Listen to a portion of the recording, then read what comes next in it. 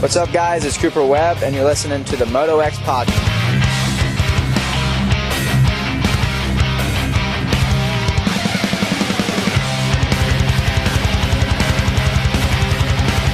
Hey guys, what's up? This is Aaron Plessinger, and you guys are listening to the MotoXpod. Save me from myself. My arms and legs are bound. Like an aging cold from another world. I'll scream the truth 6 feet underground. Feel alive inside yourself. Watch your enemies dispel. If I can find a way to avoid this fate. All right, we are back once again with an all-new MotoXpod presented by Yamaha Motor USA and Race Tech. This is episode 365, and we got a killer guest lineup. We have Factory Honda HRC's Progressives, Jett Lawrence. Privateer Justin Starling is going to talk to us about what he's doing next year and some stuff he's going to do with the show. And Toyota Redlands Bar X Yamahas, Dilan Schwartz, who's been crushing it this season. I think some of the best riding he's done, all on the show tonight. It's going to be a lot of fun. This is the Yamaha Motor USA opening chat. As you guys know, at Yamaha Motor USA, we don't just build motorcycles, we engineer legends. From championship podiums to off-road trails, the YZ platform defined dirt bike excellence for the generations. Whether it's the raw two-stroke power of the YZ250, the precision of the YZ250F, or the dominance of the YZ450F, every YZ is built for riders who push harder, ride faster, and demand the best. Unleash victory, ride Yamaha, proven performance, race-ready reliability, Yamaha YZ. Born to win. Check them out at YamahaMotorsports.com. If you guys are watching on YouTube, little new scenery in the studio. Mm-hmm. We built a wall. Added some of the memorabilia that was kind of hidden before. Oh, are you laughing because I said built the wall? Yeah, I was just thinking about what are you trying to keep out? Yeah. So as always, in studio, keep all the Garths out. The ever reliable Scott Thompson. Just he and I slaving away last night, getting the show ready to go, while the other guys don't know where they were. What's up, Scotty? What's up, man? Yeah, just making sure everything's ready to go. The new look. Everybody was wondering what was behind the curtain. Yep, that wall was there the whole time. No, that wall got built on Sunday. By Chase. Yeah, by me. By Chase. No, nobody else was here, man. Oh, just. All right, so realistically, Chase was here and my other co-host, TJ. What's up, TJ? I didn't do much, so. Actually, you did a lot, thankfully. Because you were giving me shit because I didn't have a plan. Yeah. I was just like, let's build a wall. It's going to be like 30 minutes. It's like 5 hours later. Stay tuned to the Grill Your Ass Off Beef of the Week with that Sunday. Yeah, TJ and his I don't think it's lack of preparation. What is it? Bring the heat. Bring the heat, okay. Speaking of which. Yeah. Oh, you want to do that now? We can tell them now. Let's tell them now. So if you're in the chat, if you're in the live chat, we're going to be doing a giveaway of the Grill Your Ass Off sample pack. And whoever is holding the number one plate that is not related to the show, as far as like us two TJ in the and chat, Scotty, yeah. and Chase and Chase, yeah, he's in there Chase. right now. But whoever has the top rank is going to be able to get that Grill Your Ass Off sample pack, which is amazing. And there's way more than just a sample of every one of those seasonings. Like that sample pack lasts a long time. Yeah. So when we get to the Grill Your Ass Off, Bring the Heat segment, whoever has the most, whoever's top rank comments other than you two and Chase, will receive the sample pack. So that'd be fun. And then we're also going to give a second one away. Just send an email. Yeah. Grill Your Ass Off in the subject and let us know why you like the show, what you liked about the show, something, whatever. Just give us a comment about the show and we'll pick a random one. Obviously, I'll need addresses. That's MotoXpodShow@gmail.com or go to MotoXpod.com and click on the contact link. Also have a few MotoXpod shirts left, large, medium, small. Just a few are left, I think. So you can hit me up the same way, MotoXpodShow@gmail.com or MotoXpod.com. And I'd like to say, if you have, we're going to make some more shirts, and we'd like to make them for our listeners, meaning that something on the shirt, like we had talked about, which he won't let us put Sockgate on there. Yeah, not enough people are going to know what that is. But something along those lines, some kind of... I like Don't Be an Idiot. I like you not to be an idiot, too. So, I mean, that's awesome.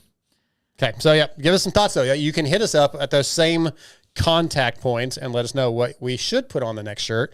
All right, let's do a few things before we get to Jett Lawrence. He's coming up in about 10 minutes. So, first of all, winners last week from the contest. The MotoXpod shirt went to Mickey Arno, and the dark shirt went to Nick Taylor. Yeah. So thanks for those guys. Also, MotoXpod.com if you want to add your submission for hidden gems, which is if you have a local track that everybody knows about or nobody knows about, but you think is really cool and should get a feature, there is a hidden gems tab at the top of MotoXpod.com. You can click on it, and there's drop downs, or you can click, what kind of sole type, what kind of gate they have, upload some photos, and we will make a feature out of it on MotoXpod.com. Can they send in like riding areas where maybe there's a trail Sure. network somewhere? Yep. That's what you I'm can do that interested too. in. Yep, you can do that too. Yep. Okay, so there was some drama this week. Not everybody knows about it. I know a little bit about it, but GL, Grant Langston, and David Pingree on their show on Whiskey Throttle were they were talking about media in general, and they weren't happy with some situations. And really, they called out our guy, Lewis Phillips, a little bit or a lot, I guess, for mainly his Prado interview a few weeks ago. And they thought it was kind of rude, and they said it was kind of unprofessional. And Ping took a couple personal shots at Lewis, which I didn't like. And I like Ping. He and I have a decent relationship. Grant and I have always had a decent relationship. But I went and listened to it after I had heard about it, and I wasn't really stoked on it. So I called Ping and kind of told him like how I feel about Lewis and how I respect Lewis and why I respect Lewis. And I really got the impression that Ping really didn't know Lewis, right? He just kind of knew what he'd seen in that interview. Right. And I guess I need to get more general. Just in general, them talking about media as a whole, I don't really feel like other media needs to bash other media. In general, like, do your own thing, man. Like, let's say that Lewis was being a jerk to Prado and did crappy media and it was just clickbait. So what? Okay, let him do it. But I honestly don't consider those guys media per se. Well, they do get credentials at time. Like, Whiskey Throttle has a guy at the race every weekend, pretty much. Oh, that's It's called Whiskey Throttle Media. Well, I thought that he Whiskey works Throttle. with, he helps Ping. I thought that was the guy for the original. No, Whiskey Throttle that guy doesn't do Ping anything anymore. Stole his idea. No, stop. But the point is, why bother? Like, why do you, Right. I don't know. It's society shit anyway, where all we do is be negative. But Lewis, first of all, you didn't know. I know I'm negative. I saw that look. You're right. Lewis does a fantastic job. So I was kind of bummed that like clearly Ping really didn't know where Lewis came from, what his history is, what his relationships with the riders are. And I told him that, look, I think Prado was a little bit frustrated in that interview at the time, but he and Lewis have a good relationship, and they talked for like an hour and a half afterward, just shooting the shit, and everything's cool. And Ping's like, well, I didn't know that. Well, no, you don't know that, right? So don't say stuff like that. So maybe you could say, like, it'd be perfectly fine to go, hey, I watched this interview, and I thought Lewis might have been a little aggressive. I wouldn't have done that. Okay, fine. But like, you don't have to bash, right? And say they suck. And they kind of got into a point where it's like, it's shitty media. And I didn't really like that. Like, that's not necessary. Do you think that, like, we know certain people don't like certain people? Like those guys aren't the biggest fans of Mathis. Do you think Ping doesn't, you're right. Both those guys don't like They're not the big, we're just going to say not the biggest fan. Yeah. But do you think that their dislike for Mathis and then it kind of bleeds over to people who are friends with or work with Mathis? Do you think that instantly? I don't think so, because he like when I talked to Ping and he offered us a spot on his website for our show if we wanted, and he's like, I know awesome. I know you're friends with Steve. It's I don't care. I don't have a problem with you. So no, I don't think that's what it is. I think he legitimately really didn't know Lewis's background, right, and didn't understand that one, Lewis is a dry or a sarcastic sense of humor. Yeah. And that he really is that close with those guys. But at the same time, he doesn't have to understand that. Right. Like, why comment on it? That makes sense. Is it really necessary? Like, there are media people out there that I'm not a fan of. I don't really need to talk about it. Yeah. Whatever. We just do our own thing. What's the point? Yeah, we don't bash people on here unless it's people we know and we like. Like you guys. Yeah. I mean, obviously, you guys suck. But maybe it's like the whole deal. Like, if you didn't know the relationship that, let's just say that that like we use Mathis and Phil Nicoletti have, and then you hear them going back and forth. You're like, but he's being a dick to Phil Nicoletti for no reason, or how he's been to me over the years. Yeah, well, he doesn't like you. No, he doesn't. But but I didn't want anybody to know that. But all right, cool. But anyways, yeah, I get what you're saying. Yeah, it's just like, first of all, I feel Lewis is certainly on the podium of motocross media. Period. Yeah. Like Adam Wheeler's really great. Steve's really great. But when it comes, I think Lewis is probably top, maybe the best.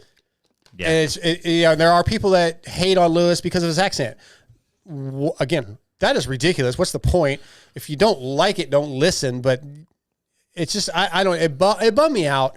And Ping was kind of like, I don't know if I should repeat this. It was a private conversation, but I think he talked about it later. He said, admittedly, I'd had a few drinks. Yeah. I probably took it too far. I said, if you got to know Lewis, I think you'd really like him. And he's like, yeah, maybe I need to do that. And he said, I appreciate you calling me and let me know that because I didn't know these things, which kind of like, well, then why would you say them? Justin Starling is in the chat. He'll be on later. Yep. We can ask him, or you can answer this for him, because he asked, is the media in every other sport is like that, or is it just ours? I don't watch other sports. I don't know. I don't follow enough. Probably some. Like, do the media in the golf game, do they argue with each other, Scotty? Like in this capacity, no. My contention on it was that they were giving Lewis a hard time because he wasn't a professional racer. That was another point. And it's like, okay, well, like 99.9% of other media in the NFL or whatever, they weren't professional. They weren't all, yeah. Kellen, I think you said you listened to LBK? One of you did? Yeah. Yeah, and Kellen brought that up. Like Lewis and Kellen have a degree in journalism. To say that Lewis shouldn't be interviewing people because he didn't race professional motocross is where I had a problem with it. Yeah, because obviously, no, we can't relate to what Prado's feeling necessarily exactly right now, but we can certainly talk about why some things are good, why some things are bad, how things should be handled. We can a journalist can have an opinion on that and report on that. But like another thing that kind of irritates me with how how the media is judged. It's like it's pretty obvious that it's not going well for Prado. Like yeah. Like what are we supposed to? Are you supposed to ask him about lollipops and sugar plums? It did feel like Ping and GYAO wanted more of like, hey, we know you're struggling and it's going to get better. Other people have done that, and he says, no, it's not okay until I win. Yeah. People have tried to give him those layup questions, and then he responds that way to them. Right. And I think Lewis's statement, or when he went to Prado, was something along the lines, wow, you're really struggling right now, or it's been a struggle, which it has been. And if you have a friendship with a rider like that, shouldn't be that big of a deal, right? If I went up to a rider who can't stand me and I said that, they'd probably be like, yeah, I don't want to talk to you. Maybe so. And that'd be fine. But the way he presented it, I think, was fine. He was stating a fact that is happening. It is a struggle. No big deal, in my opinion. I could also, so like in other sports, like I watch a lot of NFL stuff, and there's a lot of like former athletes that are in like the analyst position where they'll break down film, or they'll talk about like other players that whether they played against or played with or were teammates with. They do that, but I don't consider those guys to actually be like the actual journalist. Yeah. They're more of analyst. I could see our sport's kind of too small to really have that kind of specified. I could see where you could consider Ping and GL as more of like analysts because they did race and stuff like that. Like, yes, they're lumped into the journalism circle because they have their, website and everything. But I think that if Lewis didn't have any interviews with Prado and was just he just got on the microphone and just started maybe like just having his opinion on Prado in this way without any facts, like maybe you could say that was a problem. Yeah. But that's not what happened. Lewis is a journalist. He went and interviewed the rider, and that was the answer. Yeah. We're getting off in the weeds a little bit, but we got our first guest of the night on. Okay. He's going to be brought to you tonight by Racetech. Building a reliable world-class engine requires a combination of state-of-the-art equipment and experienced, knowledgeable technicians. Racetech provides quality precision engine services using the best equipment and processes in the industry. Visit racetech.com to find your local service center. We'll talk more about Racetech in a little bit, but tonight Race Take brings us from the Factory Honda HRC Progressive team. Maybe the best rider in the world right now, Jett Lawrence. What's up, Jett? Hey, brother, how we doing? We're doing good, man. Doing good. Really glad to have you on. It's been a couple years, man. Haven't done that many podcasts in a while, so we're honored to have you on tonight. Yeah, I'm normally pretty bad with talking, so I don't do much podcast. But and my attention span doesn't last that long. So Yeah, I hear you. no, I'm glad to be on, and I'm thankful to be on. So well, I appreciate it, man. We won't keep you too terribly long. We're going to talk a little bit about some racing stuff, maybe a few other questions, not so much racing related. But just starting off, I want to ask about the first really major injury of your career in Supercross and coming back from that. Because we haven't had a chance to talk to you on the show since then. What was that recovery like for you? Were you surprised by it being difficult, easy? Just talk about the injury recovery. I think the biggest thing was the tough thing was it's like how much like you can actually push your knee. Like once the surgery's done, and I mean, there's a little bit of a week or so like that you have of kind of not moving it, or like you actually no, scratch that. Okay. You got to move it pretty fast actually after like a day or so. I think I was in a machine that helped move my knee, and then trying to get my knee fully straight and then to bend it as far as I can. It's still like I still have troubles now. Like I can't go on my knees really at all because it kind of hurts my knee, that knee still. So, but it's really just how high your pain tolerance is, man. Like, how far are you willing to push your knee to get to bend more, to get its muscle again? Because obviously my muscles just went completely gone, you know, like I spent 5 years or how many years of training that muscle to get to where it was. And then within a week or so, it was just all gone in my like kind of upper quad and thigh. So like that was the difficult thing of looking at my leg and going, oh my gosh, like everything that I've worked is gone. So like trying to fire them again, and like I mean I was putting a towel underneath my knee and just trying to push that towel into the ground, and then having my heel like up on something, because I struggled to get my knee straight. Bending it was not too bad, but trying to get my knee straight was such a difficult thing to do that I'd put my knee up on something or my heel, and then I'd go put like ankle weights on top of my knee, and then also me push down on my knee to try and get it straight because it wouldn't fully go straight. And that's obviously painful because obviously your knee don't want to go straight. Your muscles are all tensed up because it feels like it's bad if it goes straight. So it was more of a mental struggle of trying to go thinking and tricking yourself and going like, this pain's good pain in a way. Yeah. Like it's actually doing it some good. And that was the difficult thing at first because, like, yeah, it needs it to be able to get better and stronger. And I mean, I was listening to other people like Burner's gone through ACL surgeries, stuff like that, same as my brother Hunter. So, like, trusting them and going, all right, like, so I was on a cycle bike after 2 or so weeks, I think 2 or 3 weeks, or like on week 4, I started to cycle like on a stationary. And then I think literally not like a few days after I started like on an electric road bike and started going riding. But okay, it was it was difficult mentally with the pain of trying to push it throughout every day. But I mean, I woke up every day pushing as best as I can to get my knee straight, to get the strengthness in it again and be comfortable in it again so I can make it back for outdoors. Yeah. Were you worried that maybe you wouldn't make it back for outdoors, or was that never really a concern? No, that was a really big worry because originally the doctor said 4 months, and 4 months for me was when it was 4 months till I can start riding.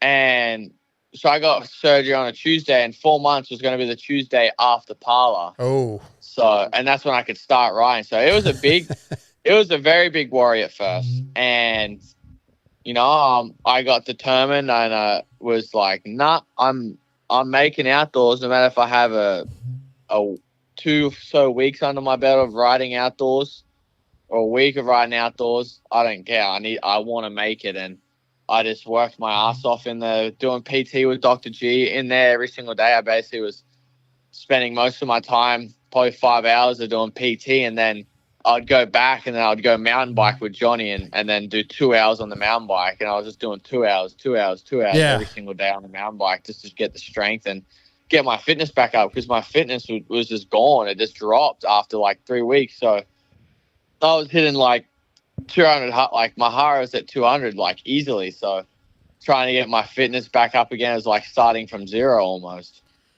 Hey, this is TJ. Did you happen to have, and I've had knee surgery a couple of times, have you ever had where it popped and it was like where it broke some of the, what do you call it, the scar tissue, and then it was feeling better afterwards? Or was it like, were you able to work all that scar tissue out from the beginning?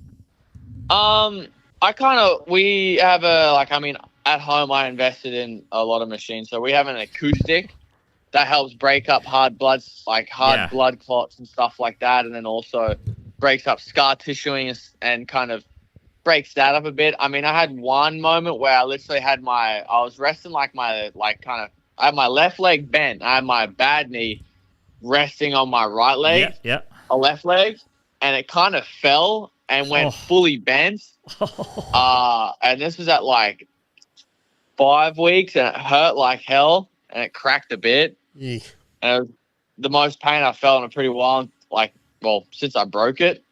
So that could have done it maybe a little bit also, but I've been using the acoustic machine on my leg and going over the scars to break them up and around my kneecap and stuff like that. Well, guys like us don't have that, so we just have to wait until we bend it too much and rip that scar tissue and then cry inside a little bit.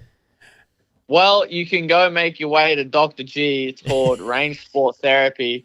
He has every machine that I have. I basically just have Dr. G's office in my house. So we basically get the same stuff as me. All right, Jett, let's talk a little bit about your season so far outdoors and some of your records real quick. The normal stuff that we always talk about with you, but we got to get this done. Look, I think it's 22 of 24 rounds of professional motocross you've won, something like 40 of 48 motos. Dude, your record's incredible. And we ask you all the time, like, do you have more in the tank? And you don't always know how to answer that. But like the mental side, the pressures of always and the expectations of always performing, does that ever weigh heavy on you? Or because you seem like you kind of seem like it's nonchalant. Like, man, you just go out there and ride. But I feel like those pressures have to weigh on you. I mean, I think like at first maybe, yeah, but now I think it sounds arrogant, but I've won so many races now that's kind of like, I don't really think about it so much of like I gotta win. I just kind of, even before, I'd still just focus on the task at hand, like whether if I knew I was going to win or if I wasn't. Like I just got to execute this, and if I do my laps and ride like myself, I know I have a pretty decent chance of winning, but I got to make sure I execute A, B, and C, So it's like I just kind of break it down and make it simple for myself, and so I don't overthink it and put pressure on myself.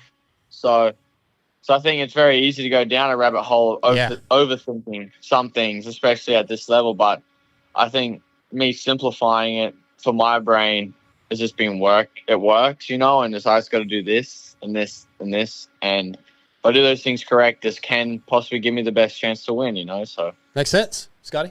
Yeah, Jett, along with that, how do you continue to find motivation since winning has become kind of more expected? What continues to kind of light the fire for you and make you want to continue your career and chase those records like, the 72 wins and stuff like that? I mean, well, the first thing, I hate losing. I think that's a big key. I mean, losing sucks. Sometimes I accept it, but losing is a pain in the ass. So personally, I try not to do it much. And that's what I think motivates me the most, is just losing or failing.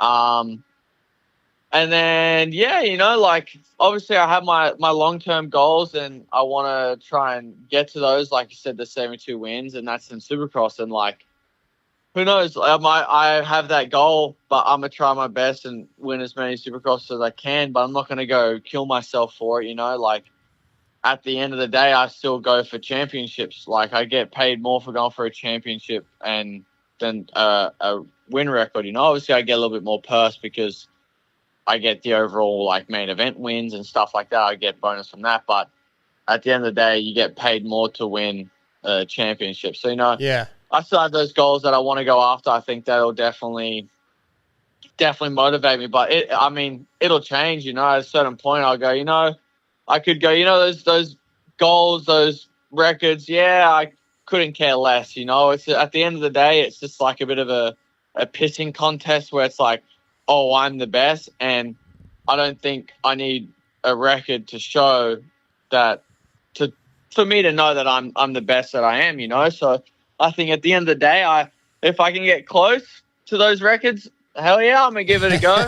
I'm gonna take that opportunity and go with it. But if not, I'm not gonna waste any more thought on trying to do it, because at the end of the day, it's just a number on paper that doesn't make me who I am. Oh, I love that answer, actually. Okay, so two things on being the best, quote unquote, the best. One, I need you. I had Cooper Webb on last week. First of all, did you hear or see anything about what Cooper said on our show about you last week? No, I haven't. Okay, I'm going to play that for you in a minute. But what I want to know is I want you to step outside of Jett Lawrence's shoes a little bit.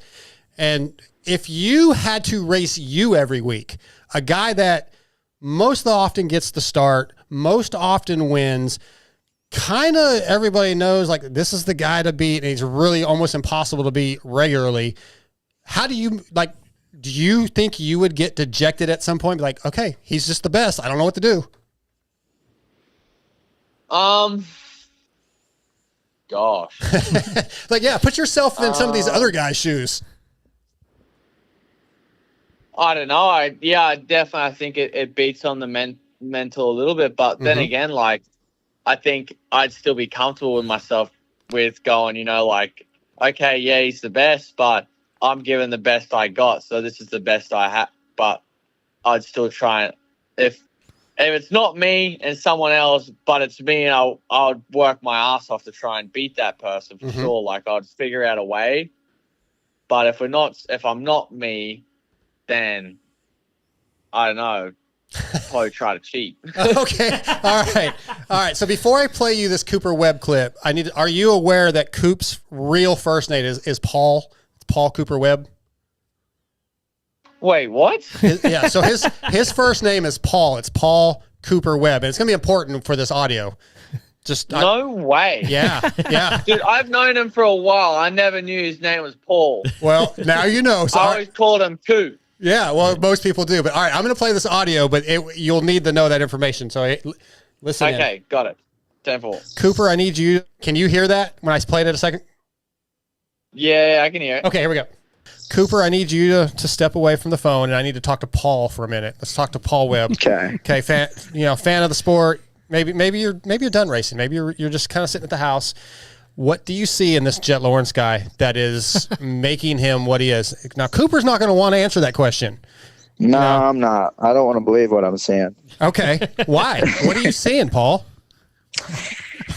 My personal opinion. Yeah. And I got to race this guy for a long time. No, Cooper has to race him. Paul just chilling at the house. Yeah, you're right. Paul's at the house. I just think he has it all. And he will be the best to ever do it, in my personal opinion. Wow. When it's all said and done.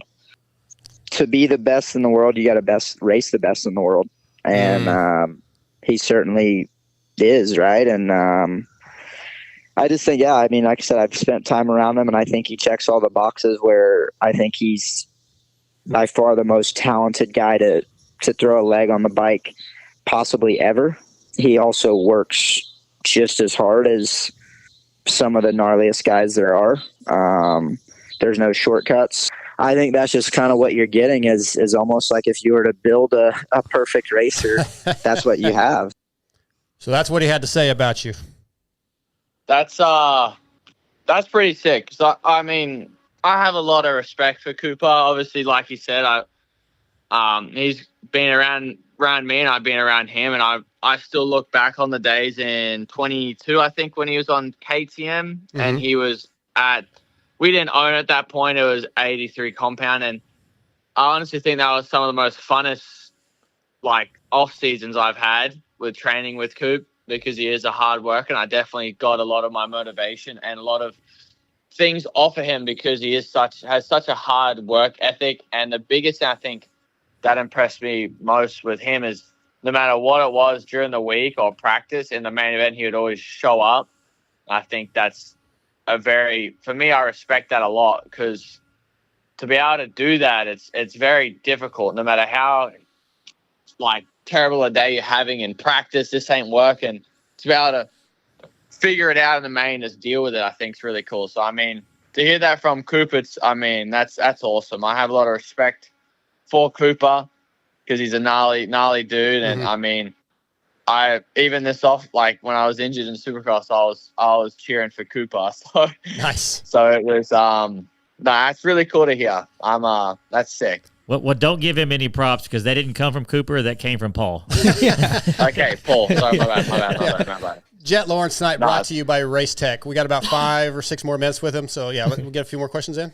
Yeah, hey Jett, we talked earlier about you coming back from the injury and the timing of it and everything, and it was pretty apparent that you were still trying to get comfortable in the first couple of rounds, although it didn't really show in the results. You still won. The last couple of rounds, I know Washougal was a little different. It's not your favorite track, but Millville and Redbud was so dominating. The rise from the back of the pack was so entertaining, and it was really cool to see you kind of really turn it on, kind of not for the first time, but it was something that we hadn't seen this season. Was that just the stars aligning of the injury healing up and the bike getting there, or was that, what take us through those moments and what it felt like to charge through the pack? It was obviously it wasn't as fun as leading because I got filled in with roost in my mouth and everything, so that wasn't very great. But it was I think just feeling comfortable on the bike and just starting to feel more and more comfortable going fast. I think it's a big thing, and it sounds arrogant, but I would kind of we spoke in the first break after High Point, with my dad, just obviously because we have dinner still together. I'm still at home with my parents and kind of talking. He's like, after a few laps when I get into the lead, I kind of waver a bit. I don't hold the same lap times that I was holding the laps before very easily. So it's what we got working on was kind of just holding those lap times, and started doing that. And just kind of at Southwick, I just did that. I just wanted to hold my lap time, and I felt good. I felt strong. My leg felt strong, and it started to click. And like you said, Washougal's kind of not my track. It's not my favorite track. It's a track with a limited amount of speed. And obviously the first moto, I think I didn't ride it very well. But I think just being more comfortable on the bike, I think is what helped me, and just being confident with my decisions on the bike and being comfortable with the speed that I know I can hold, and kind of more just training day laps. I think on race day, I go to relax and just hold that certain gap. And I'll just hold at 5 seconds. But then I'm I almost make more mistakes then than when I'm actually, just go for my lap times. I'll just try and hold my lap times. So it's kind of been more of just trying to hold that lap time that I know I can. Well, the Redbud one, Moto 2, was nuts, but that's been talked about. I got 3 more quick questions for you. Team Australia MXDN team was announced. Obviously, it's you, Hunter, and Kyle Webster again. Per last year, team class significations haven't been announced yet. Can we please get you in MX2? I mean, I'd love to get on MX. I would love to. I mean, I love repping a 250 every now and then. Yeah. I think after Nations last year, when I came back, I actually jumped on Chance's bike. And I think the track, I think it was pretty flat that day, but I mean, I ran faster lap times on the 250 than I did with my 450 when it was a little rough. So, yeah. I mean, I'd love to, but then again, I did my time on my 250. I did have time of eating roost, and I think I've earned my way to stay on a 450. Yeah, I think you're right. All right, well, we could dream though. See, obviously we want to see you and Hayden go at it now, not next year. But all right, last 2. this is kind of a deep one. What would you like your legacy to be when it's all said and done? I don't know. I never really thought of that. I mean, which do you want? What type of answer you wanting? Just whatever comes to mind. Like when you're, let's say, Chad Reed's age, right, or the James Stewart, and you come back to the sport and do some announcing. Like, what do you want that current generation to think of Jett Lawrence?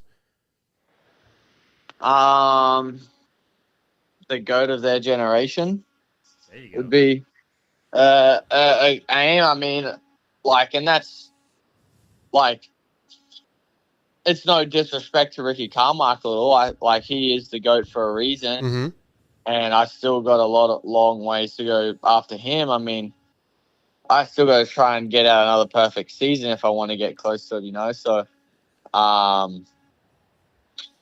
don't know. I don't think I want to take it from Ricky, but I'd love to stand up next to him. Is what I'd probably say. Is be somewhat closer equivalent to Ricky Carmichael. I think would be awesome. Okay, that's a great answer. Last one. Hold on. Is it you don't want to be known for the Aurora farming? The Aurora farming? Yeah. I don't know. I mean, I think it's better being known for up with one of the greats. I think it's cooler than Aura farming. Yeah. So I think Aura naturally comes with that. There you go. Yep. All right, this is just a fun one. When you're done and retired, or maybe even before, is there a bucket list event race that you would like to go do? Maybe an off-road race or just some special race? I'm not sure. Does it have to be like dirt bikes? Nope. Could be anything you want to do.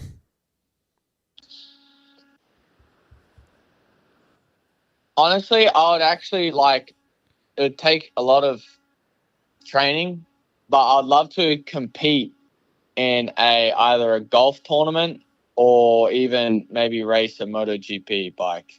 Wow, that's two very different answers, but that's good. Well, yeah, I think stay away from the MotoGP bikes. We've lost great riders to MotoGP. Jean-Michel Bale. Yeah, Jean-Michel Bale. So you just keep on the dirt bike. Yeah, it depends. Depends how many more injuries I have. I might just go to golf because I know golf ain't gonna hurt me as bad. All right. That's awesome. Well, Jett, dude, we kept you 23 minutes, so I appreciate your time. It means a lot for you to jump on here with us. And, yeah, can't wait to see you back in a couple. We got 2 more weeks, I think, off before you got to be back at it. Perfect. No, thanks heaps for having me on. I appreciate it. And, yeah, we'll see you boys in a few weeks. So, yeah, thank you for having me on. Yes, sir. Have a good night. Thanks, Jett. You too. All right. See ya. That's Jett Lawrence tonight, brought to you by Race Tech. That was fun. Yeah? Anybody? Yeah. He was, he probably had no clue it's the second time being on the podcast. I doubt it. Yeah. I mean, honestly, he probably, if he saw me, he would know who I was. I don't know that he could put that together. Probably not. Yeah. We don't have that kind of. Can you imagine being that famous in something like motocross or any sport in general where, I mean, obviously, I don't think he would do it on purpose, but not knowing people that are in the media just because there's so many people around him. I do think he knows me as dark side, but I didn't say that. But I didn't, even when I texted him, I didn't say. So I don't, and Darren, even when I texted him, I said, this is Jamie. And Darren's like, what's up, dark side? Yeah. So he knows, so he might have told what I'm getting Jett. at is you're just so famous and you're being pulled from so many ways. Like, and it's not just him. There's in other sports, in basketball or football, those people that are that famous that anyways. Yeah, it would have been cool to ask him about the Met Gala and stuff, but everybody keeps asking. I have it on my notes. But everybody Yeah, asks we about that. kind of knocked out a lot of stuff. I thought that was fun. It was a little bit of racing, I think that was good. I want to go back to Race Tech for a minute. TJ, this is something you might be interested in. I know Michael Dean Gage, who's at Loretta's right now, would be interested in. Yeah, he said some good rides. Well, I think he had one that wasn't so good, but. Yeah, I saw Chase's text, but I haven't had a chance to look at results. I'll look it up. TJ, do you want to become a better suspension tuner for your race team, your business, or just for yourself? Just for myself, for sure. Want to make profit or suspension doing performance? Wow.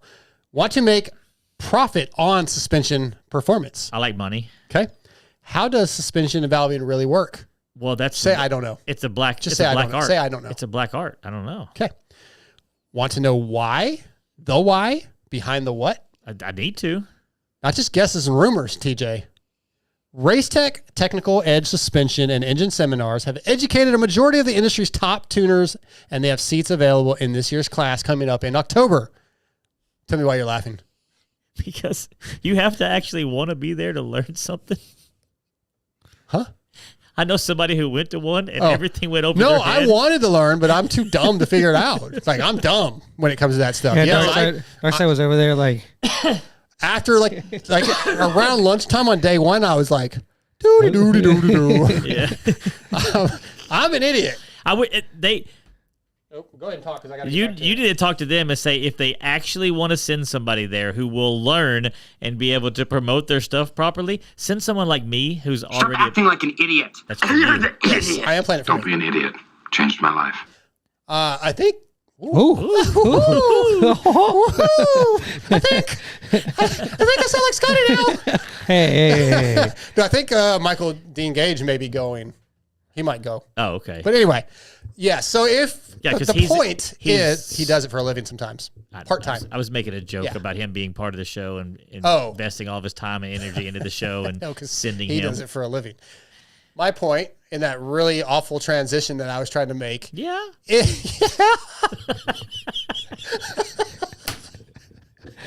the rails. Okay.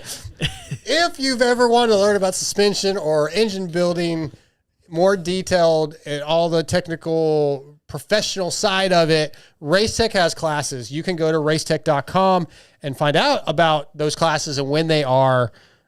Any day of the week, you can go find out. And I think that, like you said, there's still, or the read says there's still openings for the suspension class. Yes, and it fills I up did not quick. understand it, but I'm not good with that kind of stuff. So yeah, but it's a really cool class for people that really maybe you already do a little bit of it, or you kind of understand, you want to get into it. The classes are very detailed. And did they cover like suspension theory and stuff like that? Oh, I love all that stuff. That stuff sounds so awesome. Paul Feed, owner of Racetech, gives all his knowledge away so that you could be a Racetech service center, or honestly, you could still just do your own thing. He's willing to give that information away. Might as well take him up on it. But we appreciate Racetech and Yamaha Motor USA for being presenting sponsors of this MotoXpod. MotoXpod.com. Please go to the website. Please go to our YouTube. Scotty, can you put that QR code up for the YouTube? Mm-hmm. The website one still doesn't work. I got to figure that out. But you can go to our YouTube.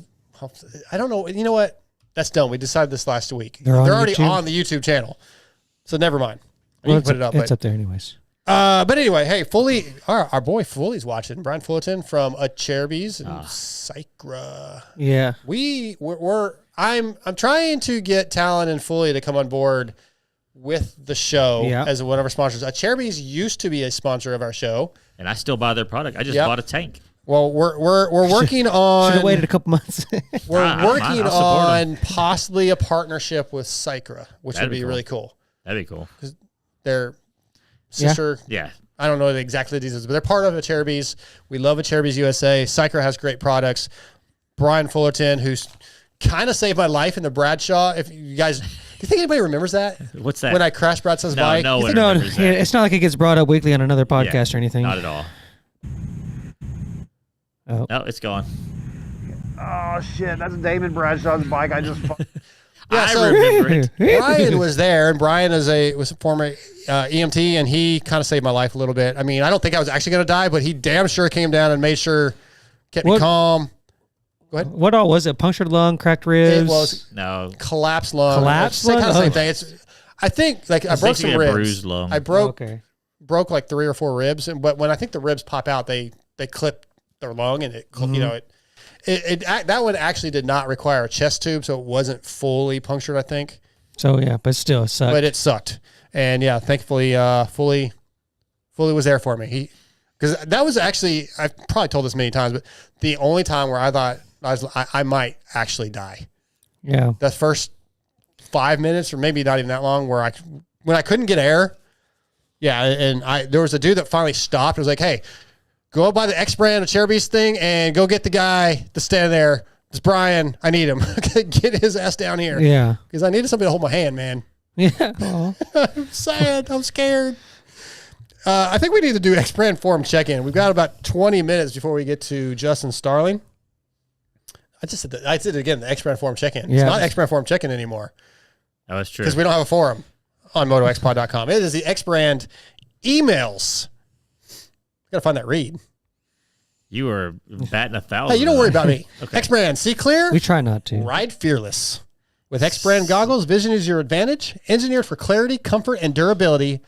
X goggles keeps you focused, your focus sharp through roost, rain, and ruts. Trusted by champions, built for every rider. Crystal clear optics, all day comfort, zero distractions. Ride EKS because every second counts.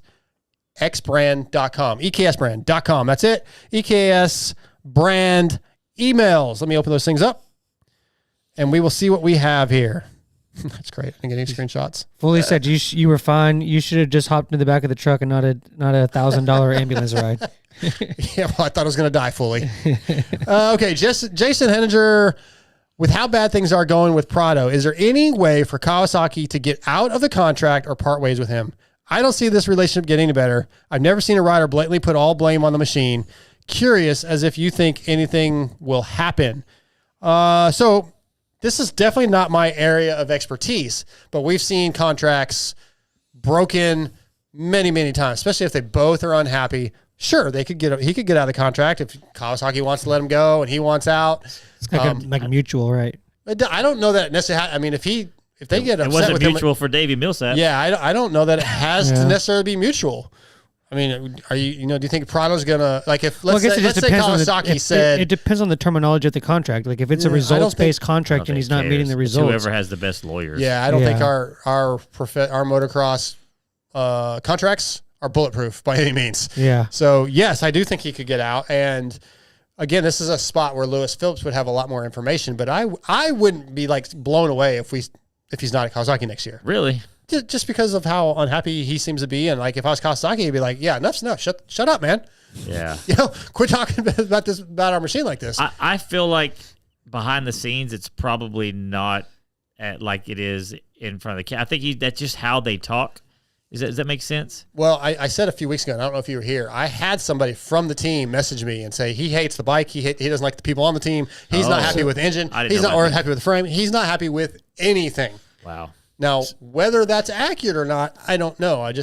That's what I got. So I saw a post today, and it was they were releasing the 2026 Cowie 450s, and there was a picture of the 2026 on top of the 2025, and a lot of people were making comments on how it doesn't seem like the bike's changed that much, blah blah blah. This, but all they did was put new graphics on it, all that kind of stuff. Green KTM. Yeah, but what do you think that kind of view of that bike is any different if Prado's not having this lack of success this season? What do you mean? Do you think if Prado's like winning or getting second every weekend, and then that same post comes up, do you think it's got a different comment thing to it? Oh, I'm sure it would have slightly different. Yeah, that has to influence. That goes back to your point of Cowie's got to be at some point yeah, absolutely, that influences some people for sure. Yeah. There's how many people you go, oh yeah, I want this bike because Cooper Webb's winning on Yamaha, I want a Yamaha. Yeah. Or whatever. It doesn't matter that they can't ride the bike at that level, and that bike's not even the bike Prado's not the bike Prado's riding is not the bike you're buying, but that doesn't really matter. People do think that way. So sure, yeah, it's got to have an effect. But yeah, to answer your question, Jason, yes, I can see a few different directions where that could happen. Again, I think Lewis might have some information on what's going on because he kind of knows Prado. But what has to happen for him to get better? To go to I've heard stuff saying go get him a production bike, start with that, and start just adding stuff to it. Sure, give it a shot. I can't answer that because he's just not happy. Yeah. I don't know. Yeah, it sucks, man, because that Cowie's trying. We had his mechanic on, and that guy, he's not just over there he's not giving up. You don't really know though. Maybe he is. Maybe look, if you are working for a company and you need something to do your job, you feel like you need a particular thing to do your job, and no matter what they do, even if they're trying, they can't give you what you need. At some point, you go, I'm not going to be able to do my job to the best of my ability. Like if you have a podcast and you can't do it, quit hitting the table, please. And you quit and you can't do it, then you quit that job and go work at a different job. you talking to yourself? No, to him. I think he's talking to me, but I don't really get the. Making a joke about you having a good paying job. Oh, and you quit. the AC job I quit so I could do the podcast So because I care about our So listeners. Yes. the question is, would Prado take a HVAC job. an HVAC job? I know a spot open. Yeah, would he take a lower paying job? And anyways. So okay, yeah, I bet he would be willing to take less money. I don't think that's on the table, but Right. let's say Factory Honda US came and said, "Hey, we're gonna cut your pay by 10%, but we're gonna give you the same bike Jett and Hunter are riding." And if he felt like he could go win championships on that, then he'd probably be like, "Okay, sure." Yep. Probably, maybe I don't know him well enough. Maybe he's more motivated by money. I don't know. What if he goes But- over there and it's still not there? Well, then he'd I always don't make know it what to 10% tell you. less. But yes, I kind of lost my train of thought there. I don't know what they can do to make it better because I think my point was mentally he might be at a point where he doesn't think it's ever going to work, and if you're at that point, it doesn't matter what they do. You're mentally like done. He's over it. Yeah. Mm-hmm. But I don't know him well enough or talk to him enough to know if that's even in play yet, right? Yeah, it's definitely one of like the most bizarre like unfoldings that we've seen in a long time. Like it's just been really crazy to watch Like develop ever. every week. Yeah, like I mean, So yeah. we It's got a been little bit nuts. before we get Justin on. So we got a couple more emails. TJ, you're out. You're excluded on this one. You'll be glad you're excluded, but even if you wanted to be in, you're out. This is from Michael. He wants to know you and me, Scotty's top five. This is not the TBolt USA top five, but top five guitar players, Ooh. which is impossible for me. Yeah. It's impossible, but I'll give you the ones that come to mind first. If you Yeah, want me to go. you go ahead. Randy Rhoads is my number one. Yeah, that's mine. My buddy Monty Pittman, plays for Madonna, is one of my favorite to listen to. I'm going to go Joe Bonamassa right now. I think my list was different last night. Jeez. Like Satriani. I'll go Satriani. Yeah, that's a good one. It's hard for me to pull some of these names out. John Five. Can Okay. I ask a question? Who is John 5-4? He played for Rob Zombie. He was in That's Motley for a right. few minutes. Okay. but his solo stuff's incredible. Why isn't somebody like Stevie Ray Vaughan not in I love that? Stevie Ray. He's up there. Is he? Okay. Yeah, Because to me, He's amazing. I don't listen to a lot of the music you listen to, so I don't Yep. know those people. I mean, Monty's my favorite, but that's only because I've met him. Got to hang out with him. Yeah. But seriously, like if I think of great guitar players, I would think of him or like I mean, there's so many. It's like that's why I say it's impossible because you got but Hendrix, they would and all there's be different Hendrix and styles, classic rock stuff. Clapton. There's so many different types of playing. Zach Wilde. And then there's those kids. You see like kids that are just like playing things that you're like that more classical playing stuff sure. that are just like to me. I guess that's why I have a hard time. I would have a hard time because there's like the best golfer would be like the best all around golfer, but maybe there's somebody who can drive better than or the best putter. the Or best, whatever. yeah, sure, that kind sure. of stuff. So Yeah, that's why like it's an impossible question to answer for me because it just depends and it changes. But I think the guys I named were like I could just almost always listen to those guys. They have a certain tone or a sound that I like. Tony Iommi, right? Sabbath. But anyway, go ahead. Do you got five that stand out? Yeah, Randy. Yeah, I like that. That's just we only got 2 albums and it was not enough. Yeah. I also go Eddie Van Halen. See, I've never. I know how great he is. I respect how great he is, but for some reason, he doesn't capture me like these other Really? guys. Like I love him, but he's way down on the list for me. I'm that way with Stevie Ray. Yeah. Like I get it, I respect it. It's just like it not your thing. just doesn't do it for me. Yeah. I'm a bigger fan of Joe Bonamassa when it comes to blues than Stevie Ray. But Yeah. anyway, keep going. Sorry. And then I want to go. I just had CC DeVille from. God, I kind of want to bust on you in that one. He's not that good. Yes, he is. No, he's really not. Like other guitar players, like he's not. A lot of his stuff in the album, he doesn't even maybe play. they're just hating on him. He doesn't even play. A lot of the stuff on the albums wasn't him. Okay, well maybe I was wrong. Maybe I'm wrong. I mean, he's good, but he's not great. And also, well, anyway, go ahead. I was a big CC fan until I started reading other guitar players talk about him. Yeah, he kind of was just a drunk, wasn't he? He definitely went through a phase. Yeah, Yeah. Like he had a lot of bad shows. Yeah. Okay, and then I guess my thing is it's hard for me. I don't know the names of a lot of the guitar players. I know from like the bands and stuff. Name the band. Maybe I can name the guitar player. Oh, White Snake's guitar player. There's different ones. I know the Steve Vai was in Steve Vai. Yeah, is that one of yours too? Vai's up there for sure. Yeah. It was Steve Vai, and then I'm gonna also put. I'm drawing a blank on his name. The Zeppelin's guitar player, Jimmy Page. Jimmy Page. Yep. Yeah, and then Jimi Hendrix. Dimebag. Jimi Hendrix. It's impossible. Yeah, you can just like I could do that again and just name 5 different ones. Yeah, absolutely. And then like what in Boston? Didn't they the band? Yeah. Was it Boston that was like they were all like music like Yeah, professors or whatever? It was one guy. Honestly, I don't know. Boston was all the recordings was just the guy that started it. Oh yeah. Really? Yeah. Yeah. There's Didn't know something that. that- Yeah, anyways, he Sounds like Trent Reznor. he brought in Trent other Reznor's brought in other people when he went concerts. and did tours. Really? Yeah. I did not know that. Yeah, I didn't know that for a long time either. But yeah, he recorded all that himself. I forgot his name. This guy from Jersey. Which is Nice. funny because his name's band's Boston, but All he's right. from Jersey. So that's those emails. Oh, really? I'm pretty. I need a Wikipedia of the band Boston. Clearly, let's move on though, because we got Justin coming up in just a few minutes. We're gonna do the ETS Racing Fuels pick one this week. So this ETS segment sometimes will be Turds Take, sometimes it's gonna be pick one. This week it's pick one. ETS Racing Fuels was forged from the heat of competition nearly 30 years ago, developing purpose-engineered fuel for high-profile teams such as Factory KTM, Factory HRC Honda, Rockstar Husqvarna, and more. We have been the power behind podium wins ever since. Teams using ETS Racing Fuels have won more than 50 national world champion titles, and we continue to forge new alliances and partnerships across motorsports. ETSRacingFuels.com to find your local service center so that you too can have the same fuel used by Jett and Hunter Lawrence. Okay, this pick one.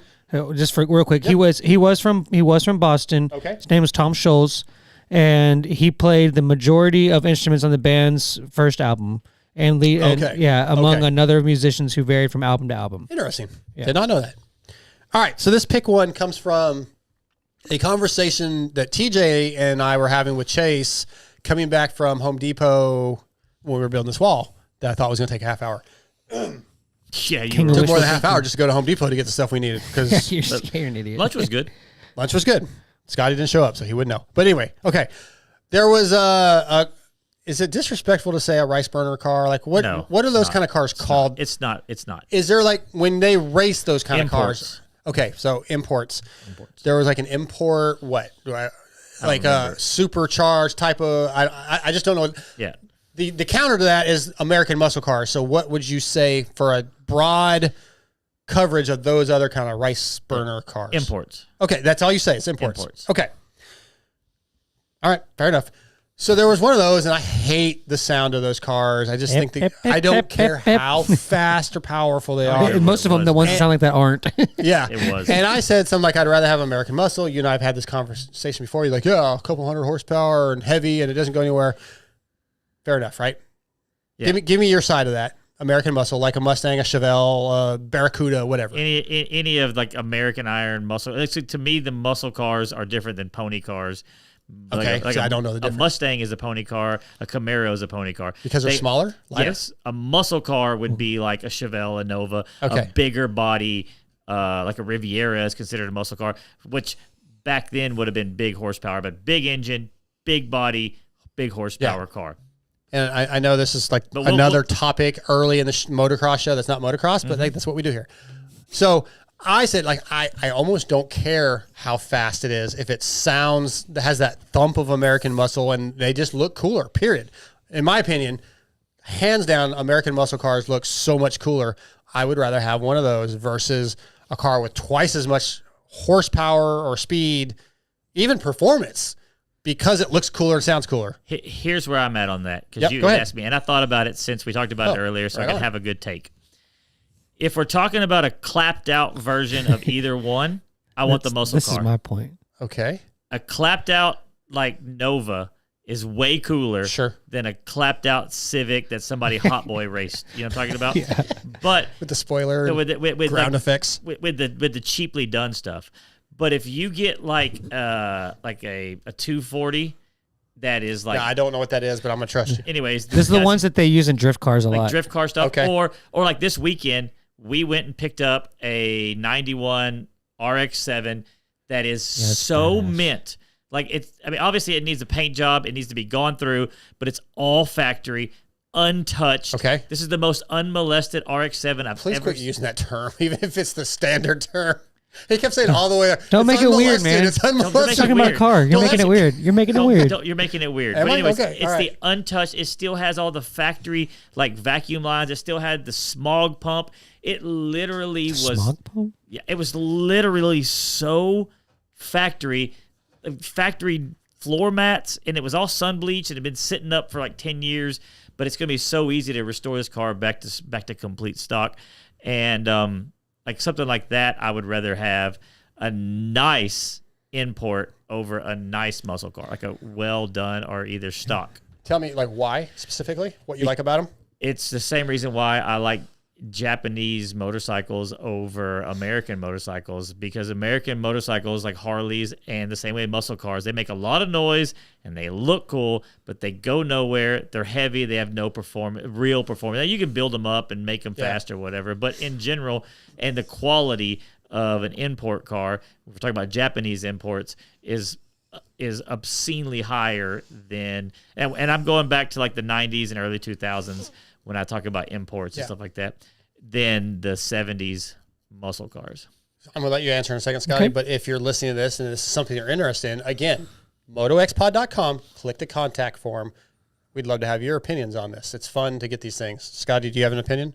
Yeah, it's kind of similar to TJ's in the fact that, like, there's you kind of blanketed like imports versus muscle.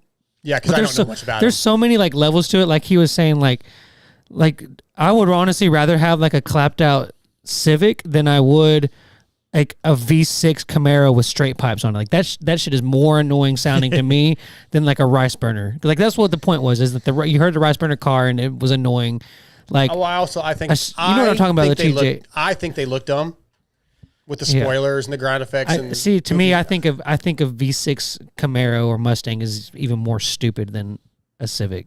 But I don't consider a V6 Camaro or a Mustang a muscle car. What he's talking about is like mid to late 60s into the early 70s, but mainly the 60s model muscle cars. Like a Mustang Mach 1. That's a big-ass heavy car, but it looks cool as shit. It's still, but I mean, the Mach 1 is a V8. You wouldn't want that, like he's trying to basically say like the base model straight I hate six. that they Back started then had a making straight those six. V6. Yeah. Like, Okay. Well, back then they had a straight six, but still.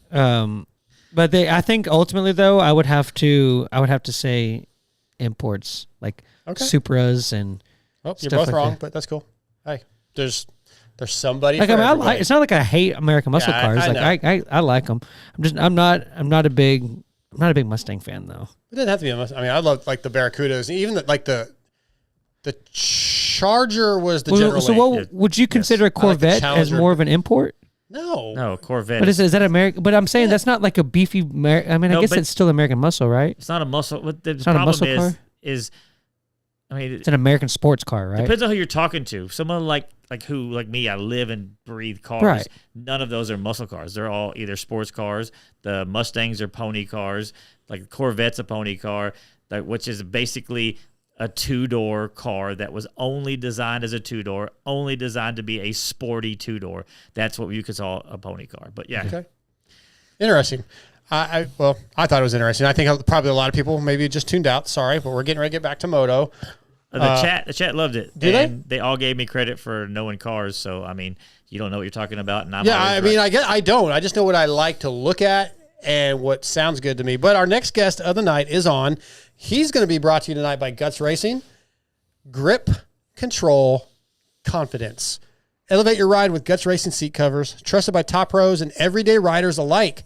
Designed for maximum traction and durability, Guts seat covers keep you locked in when the track gets rough and the stakes get high. Built to last, made to win, ride with Guts, because comfort and control aren't optional. GutsRacing.com. I'm going to make a statement that I have no idea if it's true or not, but the dude that hit the tree at Loretta's, man, if he had a Guts seat cover, he probably would have stayed on the bike.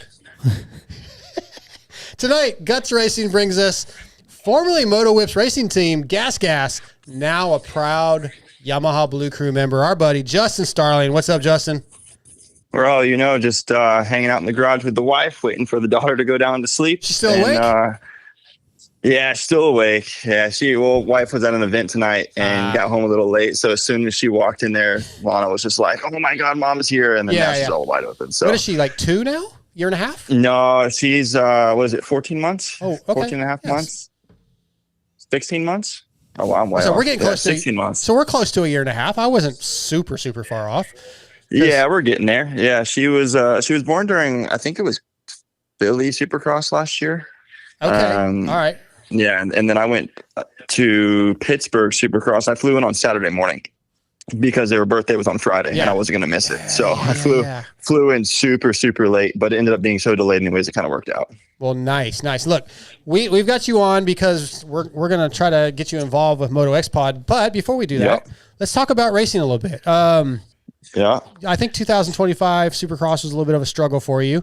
Talk about your season, like what the positives were, what the negatives were, and what your plan with racing is going forward. Yeah, the year was, obviously it started different than we all planned on it, right? It did some changes and it ended up being, I think, better off throughout the whole year. Ended up being better just on everyone. But yeah, I didn't ride the race bike till A1 press day, and we were kind of like working the kinks out. And I kind of just told everyone, like, if we can just get through like the West Coast swing, and by the time we get east, like I'll probably get going. And that kind of happened. Like when I went to Tampa, it was like it kind of started off where I was like, okay, now we're just kind of banging out main events again. Yeah, it wasn't the best year, but honestly, like it wasn't really the worst either, right? Like I only made 50% of the mains, which was a bummer, but I still rode good, at times, and I was happy with that. But then, like Jerry's injury definitely put like a damper on me, like where I definitely noticed the next couple of weeks I was pretty off. I didn't really like want to ride, if I'm totally honest. But then I was able to kind of pick it back up for the last 2. So yeah, it wasn't the worst year, but it definitely could have been better. But I was happy to my final goal that I ever had in Supercross was to hit 100 mains, and I was able to hit that this year and then actually get to 106. So for me, I met my final goal that I had, and yeah, I can't really complain. Okay. So you just said your final goal, and I know you and I talked a month or 2 ago, but are we done? With Supercross, yeah. No, I'm done. I don't want to go back. Now who's to say I won't maybe hop into a few races here and there in the future, but to chase it, full time, like I got a wife here, and like when you're gone 17 rounds, and she doesn't go, like you're gone all the time. She works a normal job, so like I don't see her a lot during the days, and then on top of it, just we have a daughter too, and I want to be there with her, not traveling every single week and doing all that. So yeah, in the Supercross world, we're done. The full time thing is done, and obviously I haven't touched outdoors and. Shoot, I think the last time I touched an outdoors when you didn't even remember who I was. So stop it. Do you know that story, Scotty? I think I remember it. Yeah. WW Ranch. Yeah, I think that was the last outdoor I rode. And I knew that weekend I was like, yeah, I don't want to do outdoors. Yeah, this guy doesn't know who I am. Why am I bothering? Yeah. Yeah. Why am I out here? Right. But yeah, like I said, like Supercross has been like my life for years, and I've loved every minute of it. But I noticed in Daytona when I hit 100, I was like, yeah, dude, I'm done. Like I did like everything I needed to do, or like I felt like I needed to do in this sport, in the Supercross side of things. And me and the wife talked last night. It was our 2-year anniversary, and we were talking last night about stuff, and we kind of want to do the thing where it's like, let's go back to racing the stuff I used to race, like let's do German Supercross, right? Like let's go to Paris. Let's do those things. And I would love to have a crack at the arena cross thing. Like that's been something that's on my mind for a few years. And I think it's the perfect time to give it a whirl. So yeah, I guess the focus now is, it was really like not riding too much. I've only actually rode 1 time since Salt Lake. But now it's like, hey, maybe we need to probably start riding a good bit again. But maybe let's go try to win something, right? Like, of course, you go to Supercross every year and it's the same thing, right? Like, you just want to make the mains, and I'm like, man, at the end of the day, like I've done that a lot, and I want a new challenge before I can't have it. And it would be really cool to go to a race and be like, I think I could win tonight. You know what I mean? Yeah, of course. Like, yeah. we could be on the podium, you know, or just something like that would be cool. But like I said, like me and my wife got engaged at Paris Supercross, and like that's got meaning to us. And like if I can travel to do some cool races and see some of the world with my daughter and wife, like, I mean, honestly, I'd rather do that, like, to be totally frank. And hell yeah. you know, and then like if you look at how those races are spread out and the arena cross is spread out, like you're not racing every weekend, you know, and you're not killing yourself doing all this training to just hopefully make the main, you know, like it just changes a little bit of everything. So yeah, I think the biggest thing for us is let's go racing as a family and let's go try something new, you know, like I think Supercross is a big ego thing. It's hard to like let it go, right? Like sure. to step away from that.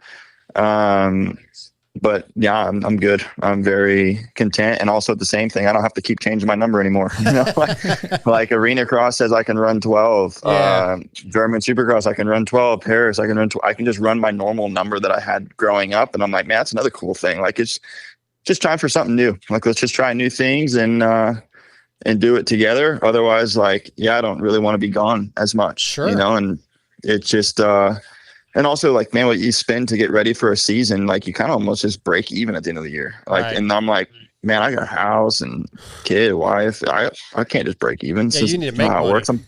I'm 32 years old. like we gotta do something. So yeah, we'll go try some new things and go about it that way. Well, tell me about the partnership with Yamaha. How'd that come about? Why was that decision made? Yeah, so like I've rode a Yamaha like a handful of times, but I've never rode one that was like set up for me, right? Like I've always just rode other people's bikes, and I'm a picky guy, so like for me to try to find someone's bike that was going to be right, it was not going to be easy. But every time I rode one, I'm like, man, like something feels pretty good. Like this is a nice bike, it feels nice. And then it was right before, I think it was, I don't even remember. It was like beginning of December. So I live close to Tampa Max, and it was the final day of that track being open. And I went and rode the owner's Yamaha 450, and he's got a really good bike. Like he used to race arena cross. And my wife told me, she's like, you look really good on that bike. And she's never really like told me that I've like looked good on a certain bike. Yeah. And I remember just being like, man, like I liked it, you know, like it felt good. And when I did, was the Ironman GNCC this year or last year. And I rode that stock bike, but I was like, man, I just like the feeling of this Yamaha. It just feels good. So yeah, I got in touch with Roach and kind of worked on some things, and yeah, we got a Yamaha 450 at the house, and it's I rode it only one time so far, but it is really nice. That's awesome. Scotty or TJ, you had something. Sorry. I did.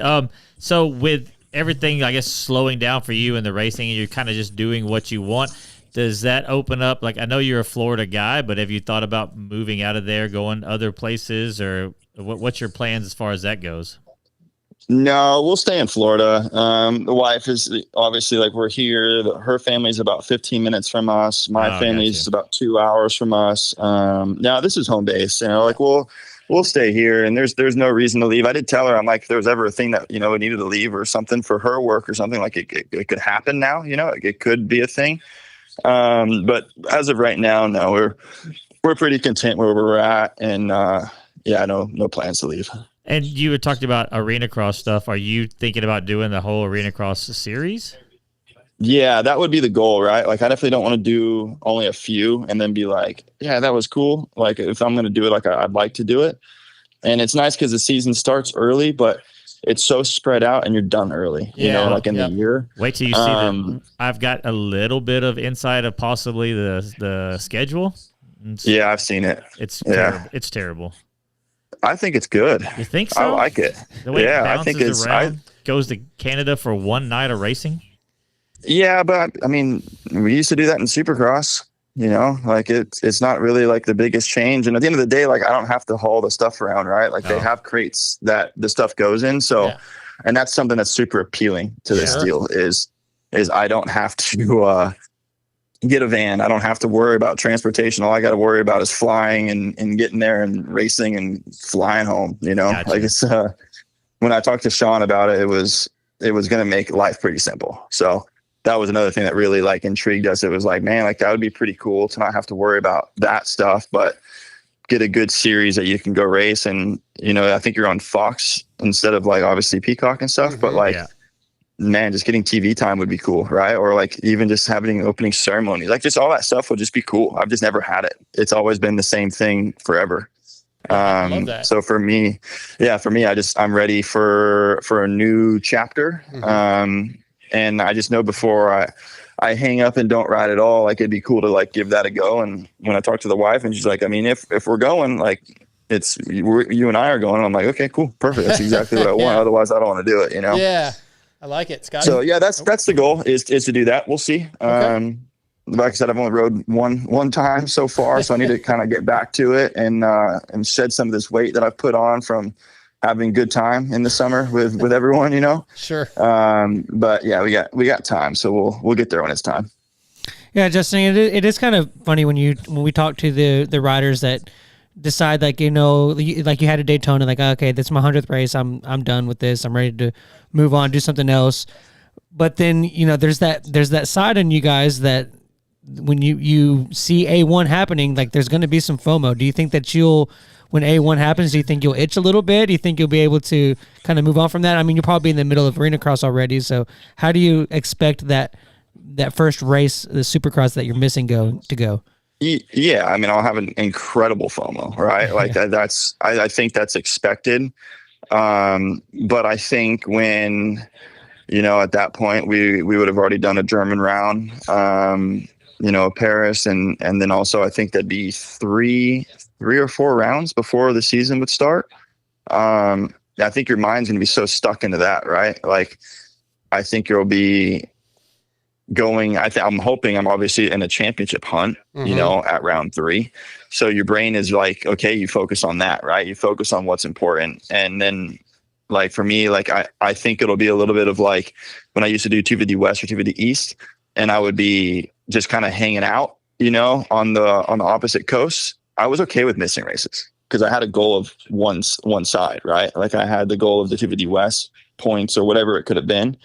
So I think for me to miss the first one, I'll be fine because I'll already have my brain on something else, and then it'll ease it for in the future when I'm, you know, not racing any of it to just be okay with it, you know? Yeah. Justin, Starling Night brought to you by Guts Racing. So we talked earlier a couple weeks ago about maybe you doing some stuff on the website, maybe putting some videos you're thinking about doing up on our YouTube channel. And what TJ? We can't do that. He's way cooler than us. That's why we need him. He doesn't need us. We need him. We need our own pro. That's right. Like, can you? Well, it's just my thought was like, obviously when I found out your news, I messaged you and I was like, hey, you know, like I'm here, you know, if you want to do anything and figure something out. And at the time, you know, right. Like I'm sitting here kind of like wondering what I'm going to do, you know, like what's the next thing? What do I want to do? And how do I want to do it? And I was just like, you know, I was going to hit up dark and just see, you know, what could be. And if it works, it works. If it doesn't, but like, if I can be any bit of an asset to the website, like I would love to do that. Right. I mean, yeah, if I, whether it's, you know, some sort of testing or just writing an article or what my thoughts were on a race or something, you know, I'll be your Phil to Steve, you know, I think that'd be fun. Like, cause I listen to it and everything. So if I can help in any way, I want to help. No, that'd be amazing. Yeah. We could do a lot of stuff. And I think it'd be great to have you that we could check in with, cause we're going to obviously be pretty involved with the AMA Arena Cross Series again, trying to be involved and part of that, and having you maybe be a part of that. That'd be amazing. So yeah, I'd love to have some kind of little partnership with you. And you and I have always gotten along really well, and I enjoy watching you ride and the things you do. So I think, and the partnership with Yamaha obviously kind of ties it all together. So I think that's going to be awesome. Yeah, when you told me that Yamaha was involved with you, I'm like, oh man, it makes it even cooler, right? Yeah. Like, because it gives me like another little bit of leverage with Yamaha to be like, yeah, well, I'm also doing this, you know, like I'm not just riding your bike, like I'm working with Dark and his show and all those things. So like to me, there was just so many benefits, right? And you know, if we do run after the Arena Cross thing, like that can be a benefit too. Like where you know, I don't want to say that I'm going to win, you know, I have no idea. But if I can win a night and then write about it, you know, like I think that'd be cool. Right. Cause it's not a very common thing, you know, you get your Instagram posts and stuff like that, but I would like to be a little bit deeper. and stuff. So yeah, I think it'd be cool. And yeah, I'm stoked that we can, like I said, I don't know exactly what we're going to do yet, but I know whatever we do, we'll make it fun and make it exciting and, give people something to read. And, it gives me something to learn too. Right. Well, I love it, man. I appreciate you reaching out about that. I just got a text from Lewis Phillips. Yeah. Had a really good question that I didn't even think about. Why any consideration to do World Supercross? Have you thought about it or why not?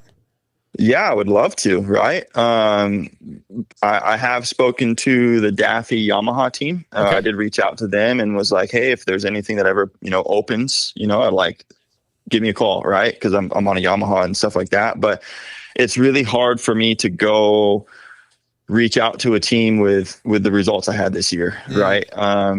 I don't have a lot to show. So I'm kind of hoping that like those types of races, I'm always been better at them. So I'm kind of hoping that maybe I can get my foot back into that and be something of that where it's like, hey, you just race a few times a year, do this type of thing and kind of do like a bit of a Wilson program. Oh yeah. Without obviously coming back for like some 5-race fill-in deal. Like just do like the stuff where you go race some stuff overseas and we traveled, like I said, the biggest thing is if I can take my wife and daughter and like make like trips out of it, that would be cool, right? Absolutely. Yeah. How can you say no to, hey Nicole, do you want to go to Abu Dhabi, for a weekend? Yeah. It's like just stuff like that. Like if we can take advantage of the travel before it's too late, I would love to. And also to put my hand into, being not going to the gate in November and being like, oh, I got to make sure I stay healthy for A1. Throw that out the window. It's like, hey, let's give it our all now because this is it. And you can make way more money not racing Supercross. People don't really understand that, but you can make so much more money not lining up for those 17. I think Shane McElrath figured that out pretty easily this year. Yeah.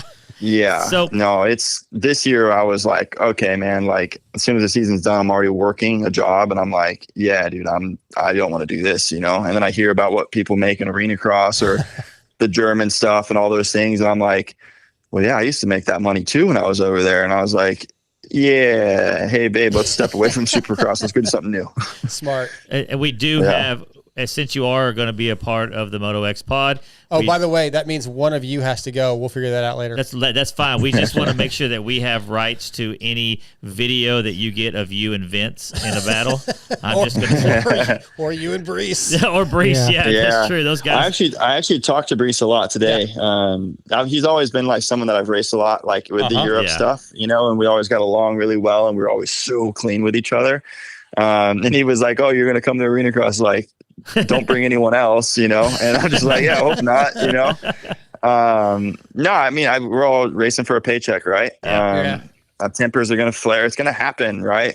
I don't know. It is what it is. And in arena cross is a totally different world of that. So, and supposedly they may actually split it to 250, 450 this year too. I heard. Oh, really? I didn't know that. That's on the table. We haven't got a confirmation on that, but that I believe is on the table, which would be a good. Yeah, because I know I asked Sean because I had right when I first ever thought of the arena cross thing, someone had told me they're like, oh, it's just gonna be 250 only next year, and I'm like, oh, well, then I'm out. Like I don't like 250s, so I was like, yeah, I don't want to do that. And he was like, no, it's just 450s. So, but I haven't heard anything about there being two. I would still only do one of them. Right. I don't know if they'll allow both, but I only know this much because my son is racing he raced the 250 because he rides 250 Supercross, so he doesn't want to ride the 450 during arena cross. Right. And they supposedly are talking about, hopefully they'll have a 250 class. So. Huh. Yeah. Okay. I didn't know. I know the, whatever that other one is, the Partzilla one has a 250 and a 450. Yeah, I know they do. But I won't do any of those. I'll just stick to the one, and that would be it. Yeah. So when you said that you were talking with Brees, what I heard is that you guys are joining efforts to take down Fraser, right? T-Bone in first race, or what? That's his teammate. Is he staying in MCR? So he needs you to do it. I say MCR. That's his teammate. I can't put him up against his teammate, right? I'm actually a little surprised by that because they didn't get along very well last year. So I'm kind of surprised. Yeah, that's not my place, right? Yeah. But yeah, no, I talked to him and he said he was at MCR. So I was like, okay, cool, that's sweet, but no, I don't know. I mean, like I said, if there's going to be rivalries and stuff, and I would say I hope there is because that means that I'm in the fight, right? That's right. yeah, I'm expecting it. But I don't know. I just, a new challenge, man, just sounds really fun. Yeah. And like the Supercross thing, man, it's been great for 13, 14 years, whatever I've been doing it. Like I've loved every minute of it and stuff. But I just knew, like I said, I just knew in Daytona, I was like, man, like I'm done with this. Like I really am ready for something new. And it was cool that, you know, the wife was like, yeah, I mean, if you want to do it, like let's do it. And I was like, I mean, yeah, but like obviously when she met me and everyone, like her family, like it's all Supercross. So it was kind of like, are you sure you want to step away? You know, like, are you sure that's what you want to do? And it's like, well, I mean, if there was any bit of me that was like, yeah, I guess we could, like, I mean, it ends in Daytona, right? The season. And there's still a bunch of racing of Supercross after. It's like, we could always hop into a weekend if we really wanted to. Mm-hmm. But obviously if the season goes well and I'm like a Vince Freeze where I'm like, I just made so much money, I'm not even thinking about it. He says, yeah. No, I like it. So, I think it's going to be reinvigorating and motivating for you just to do something different like that where, yeah, I mean, not to be disrespectful, but you really don't have a chance to win Supercross main event, but you damn sure have a chance to win Arena Cross main event. Yeah. No, and like the biggest thing for me, right, is like, man, I've gotten 3 top 10s on a 450, and I'm gonna tell you right now, that's 2 more than I ever thought I'd have. Right. Yeah. Like I knew for sure I'd get it once, but I never thought I'd get it more than once. You know, so like I did that 3 times. I got a top 5 on a 250. I did my top 20 in points and 450 twice. And my last goal I had, I was like, man, I just want to hit 100. If I can hit 100, that'd be so cool. And yeah. You always had this thing on your shoulder where you're like, you're still in it. But I just remember crossing the finish line in LCQ at Daytona, and I was just like, wow, like that weight's gone. You know, I was like, okay, now I can be like, yeah, I'm out, you know, because honestly, if I had hit 100 last year, like the one main I made last year, if that was 100, I probably would have been done because it was obviously such a bad year. I was so over it. So I don't know. I just noticed, I'm like, cool, let's finish the season out strong, and you know, let's go to something new. Let's try something new. Let's close this thing out. This is a. Have you talked to your dad since the restart, the 450 restart? How's he feel about that? So I didn't know that happened because that was the first day I had rode again. And then we went to my buddy's birthday party by his pool. So I was in the pool, wasn't even watching the races, but I was getting like tweets and stuff. And I was like, why are people tweeting me about like what my dad did? Like how is, and I was like, what? So before I even looked it up, I just called him. And I was like, hey, what happened? And he goes, oh, dude, I was on TV. And I was like, well, yeah, you're on TV every week. And he goes, no, man, like his ankles. It was like a whole new procedure, right? Of like how they were doing it. Because like they've let us go out like that on Supercross, you know, like in practice. And then they start the outdoors that way. And I knew that was a thing. Like instead of doing a stagger start, like they were going to work on that being the way to let everyone go. But I didn't really put it 2 and 2 that like that was how it would work. Right. And I watched the video that night. I was like, dude, like, what happens if you fall? Like, what do you, like, literally, what happens if you hit, like, you're getting ran over because those guys are going to just be so instinct on going. Like, they're not even going to think about it. Yeah. And, like, I was like, dude, like, that's kind of gnarly. And because, like, I've had a thing where I'm like, they should always groom in front of the gates. Mm-hmm. It's like, I just feel like, I don't know why they don't, but I feel like they should. And, like, that's a good reason why right there alone, you know, if you're going to do starts like that, like you should have it smooth. Cause like it worked. I think it worked really well, but it also could go really bad, you know? So is it like, maybe let's groom it. So no matter what, it's smooth. And I've seen people that are like, yeah, let's do it with like a golf cart goes in front. I'm like, man, it doesn't really work. Right. So, he was like, man, it was so cool. It was so different, but it was nerve wracking. I'm like, well, yeah, you're running in front of bikes. I would be freaking nervous as heck, you know? Yes. Some people were like, well, he was pretty well choreographed. He did a good job. Well, a couple people were like, well, he was like not consistent. He was a little slower towards the end. I'm like, well, okay, well, those guys were like 3 minutes back. So they made up time anyway. Who cares? Well, it was like, because I asked him, I'm like, what's going through your head? And he goes, dude, all I did was look down and make sure that I was stepping in between the ruts. Yeah. You know, but I was like, my one thing that I said that should change about it is when you get to the dog box, you should send someone else off. Like, you shouldn't just have to walk through the dog box and go, because that gap from one side to the other side is going to be different. Yeah. And it could change per track too, like depending on how it is in front of the dog box. But I was like, man, like that's it's kind of gnarly. Like, sure, I would be nervous as shit to run in front of bikes like that, you know? Yeah. But I don't know. He thinks it was cool, you know, and I think that it worked, but I was like, man, you can maybe clean it up a bit, but it's like the first time. So you really can't, you know, you don't know what works until you try it. Yeah. I think I said that last week. And like, it's better than a complete restart. It's better than single file, double lined. Like, it's something, yes, they can tweak it, but it's not far off of what we need. So I think yep, I like it. I think the only other way you could really make it better is if you had some sort of gate that dropped 1, 2, 3, you know, like if they could build something like that, but man, that's a whole other thing. Yeah. And you know, that's going to malfunction at some point. Yeah, exactly. The normal gates anyways malfunction. So like, that's the only way I could see it being like absolutely perfect, but like, I don't know how you could ever do that. Right. Right. Well, Justin, this has been fun, dude. I'm looking forward to, doing some stuff with you and seeing where your career goes. And I think you're going to have a lot of fun. And it's cool that you're going to, you know, obviously you share most of it with your family, your wife anyway. But I dig it.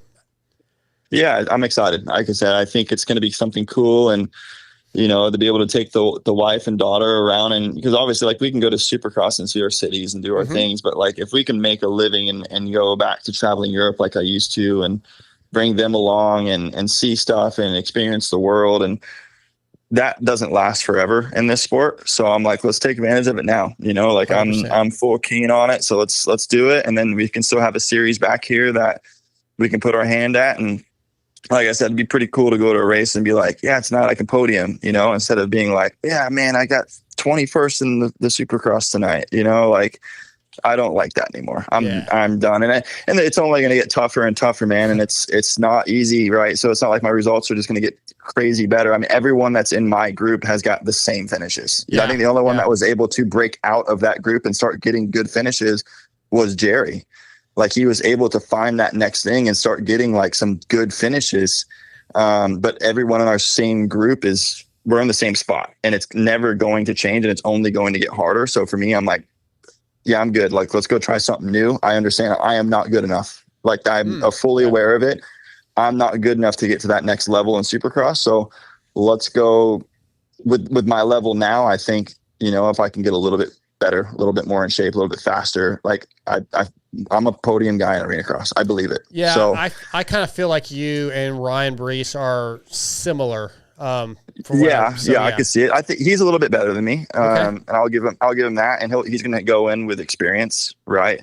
So I don't expect to just show up and be like on his level, but if I can leave round one, like on the box, or at least just right at it, I'll be happy. Like, that'll be good, because then I know that like I'm only going to get better. And I've always liked tight tracks more. Like, the German stuff has always been 25, 27 seconds.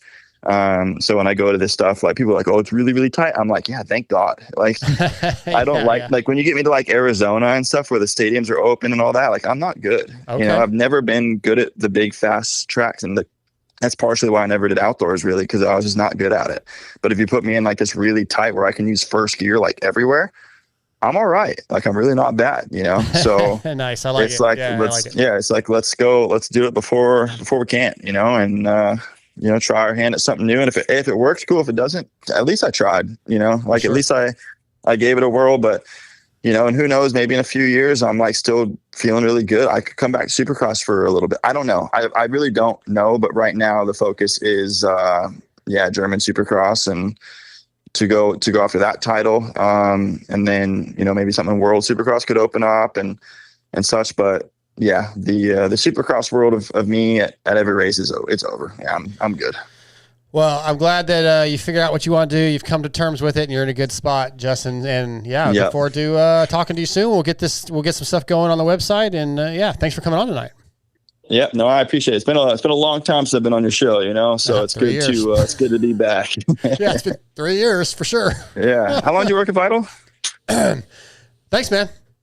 Yeah. We'll talk soon, Justin. Yeah, sounds good. We'll see you. See you, buddy. That's Justin Starling tonight, brought to you by Yamaha Motor US, Guts Racing. Sorry, Guts Racing. Dylan Schwartz is about to be up next. I'm going to work on getting him on. Is Yamaha? Go ahead. Did he not and Vital not get along? We're not going to go there. Oh, yeah. Didn't know that. No, we're not going to go there. But we're getting our next guest. Sounds like I want to go there. You gonna slap my hand for me? Yeah. All right. Our next guest of the night is on the line, and he is going to be brought to you by our presenting sponsor, Yamaha Motor USA. At Yamaha Motor USA, they don't just build motorcycles; they engineer legends. Chad Reed, legend. Damon Bradshaw, what? TJ, A legend. legend. Who else? Who else? Scotty. Who else? What? We're working over here. Ryan Villapoto. There you go. Legend. Legend. Our next guest, A legend. soon to be a legend. I believe in him. Tonight, Yamaha Motor USA brings us from the Toyota Redlands Bar X Yamaha team, Dilan Schwartz. What's up, Dylan? What's up, guys? How's it going? It's going good, man. Going good. Glad to talk to you. You're not an easy guy to get a hold of. Yeah, I'm not. I try to stay off my phone as much as possible, but I noticed. Well, yeah. I'm glad we got you, man, because I feel you're having an incredible year. You've come off some injuries, and these last few rounds, you and your teammate, honestly, Parker Ross, have had some really good rides. That team is, I'm impressed. But are you happy with your season outdoors thus far? Yeah, I feel like it's been up and down. Being on Yamaha now, it's a whole new learning curve, and especially with the team too. It's their first year, so they're learning a bunch as well. So had a couple bike issues, a few motos. So I'm not where I'd want to be in points, but I've had some good rides. And fits this bike better. I feel way more comfortable on it. Obviously, it's pretty quick, and but yeah, it's been good. Are there specific things that you like about it better? Is there something like whether it's chassis or suspension or the braking, turning, whatever? What stands out the most? Yeah, I mean, I feel like the Suzuki was obviously, I think everyone knows it was a great turning bike, but I just feel like for me, the way I ride just wasn't ideal. And I feel like this bike lets me just be more comfortable out there. I feel like the bike doesn't always have to be perfect suspension wise, and I can deal with it. But honestly, the guys at REP Suspension, I mean, Mark's had me dialed. So honestly, I don't have too much to complain about the bike. It's been good. Motor wise, we're still working on it, but I mean, she's quick. So I'm pretty happy with the whole setup. Okay. You just said working on it motor wise, and pretty much everybody feels that the Yamaha is the most powerful 250 out of the box. What are you looking for in the engine that you're still trying to find? Just for me, coming off the Suzuki, the Suzuki has a lot of bottom end, and I feel like I was just on that bike for so long that coming to this bike, it was just a lot different feel. And I'm just trying to find like a in between. I'm not really trying to make it faster or anything, just trying to get it to work a little bit better for me. Okay. Scotty? I was looking at your results, Dylan, and it's a couple, you have four top 10s and nothing outside of the top 20. When you were getting ready for this season and kind of seeing where you were going to be at, does that kind of, some of those top 10s, especially that 6th and Washougal and 7th in Spring Creek, does that exceed some of the expectations that you had? And where do you think a top 5 is going to happen before the season's over? Yeah, I feel like I definitely can. I mean, I think I kind of showed that at Washougal a little bit. If I just keep getting good starts like I did in Moto 1, I feel like I have the speed to run with those guys. I just got to put it together for 2 motos, and I feel like I should be able to get it done. So, yeah, I mean, checking things off the list for sure. That was my first top 5 in a moto, so pretty happy with that. Kind of sucks that there was a 3-week break after, but yeah. I'm happy. So we're just gonna come into the last 3 and try to do the same thing. It's it's been cool. We're watching the races, the whole shot comes off, and then we're watching the first couple laps, and then I see you running up there, and I'm like, oh, like that's interesting. Like it's not a name you're expecting to see in that top 3 or 4. It's got to be a pretty cool feeling riding up front with those guys. Sorry that you didn't believe him, Scotty. I believed in Dylan and Parker, man. Well, it's not that you don't believe in him. It's just I'm teasing you. Yeah, I mean, last year at Millville, I had a similar situation where I was up front like that, and so it didn't really feel like too strange for me. I was just trying to manage it really, and not tip over and throw it away or anything like that. Yeah. The team, Toyota Redlands, Bar X, obviously you said, going from Suzuki to Yamaha. How are the resources? If you need, like you said, working on the engine, right? Or if you need something or need a part or want to try something, does it take a little time, or is it are they able to get you what you need pretty quickly? No, yeah, it's our engine guy, Robbie Feder, and Twisted kind of gets on it as soon as I kind of need something or want to try something. So, yeah, it's pretty much, the next week if I want to get on something. But as far as like changing anything too dramatic, I mean, we haven't really done any of that. Just little stuff. Where are you training? Yeah, I know you're out on the West Coast, and it's not spectacular out there, man. Yeah, still in SoCal. Hard to find places around here nowadays, but yeah. So GH most of the time, or Paulo, whatever, most of the time. Yeah, pretty much. You ever run up to the high des when it gets some rain and go ride some of those tracks out by Kiefer? Not really, to be honest. Usually if it rains, we just go hit a sand track in El Snor or Nuevo or something like that. Dude, Nuevo is so much fun. Yeah, I mean, to an extent, for sure. I'm about to say, hold on. It's fun to go ride out there. The stuff when y'all go there and y'all rip it up and it's like 3 foot deep sand whoops the whole track, that's not fun. No, yeah. What about Mumphy's place? Or I guess it's Alessi's now. No, wait. No, it was Alessi's. It was Alessi's. Now it's Mumphy's. Yeah, you go up there? I've been up there a few times. It's just kind of a drive. Yeah, I guess all that area is for you. Yeah, it's true. Dude, move to the East Coast, bro. Why are you still out there? It's just where the team's at, so. Yeah. Man. Star, guys, somebody, Bobby Reagan. Can we get Dilan Schwartz? Club's got some spots. Yeah, I mean, for sure. But I know you're happy at the team, and it's really cool. I hate riding out there, Dylan. Every time I go out there and Kiefer takes me to GH, I'm miserable. Yeah, I mean, it's definitely hard, especially for like us training and stuff out there. I mean, you have a big variation of skill levels, so sometimes it gets a little scary. But yeah, having to ride with guys like us out there. Yeah, I'm definitely the guy who would be in the way. I think I've been on the track, Dylan, while you were there last year. I think when you were on Suzuki. You wouldn't know it because you would have went by so fast. Said, huh. Yeah, you would have went by so fast you wouldn't even realize I was there. But yeah, yeah. Talk about Supercross, man. It was not rough. 2 rounds, right, in 25 and none in 24. Yeah, I've kind of just been struggling with injuries the past few years. Like the week before A1, I literally tipped over in a turn and broke my hand, and I'm just like, man. And then I like halfway through the season, I was like feeling all right. And I was like, okay, I'll come in, finish the second half.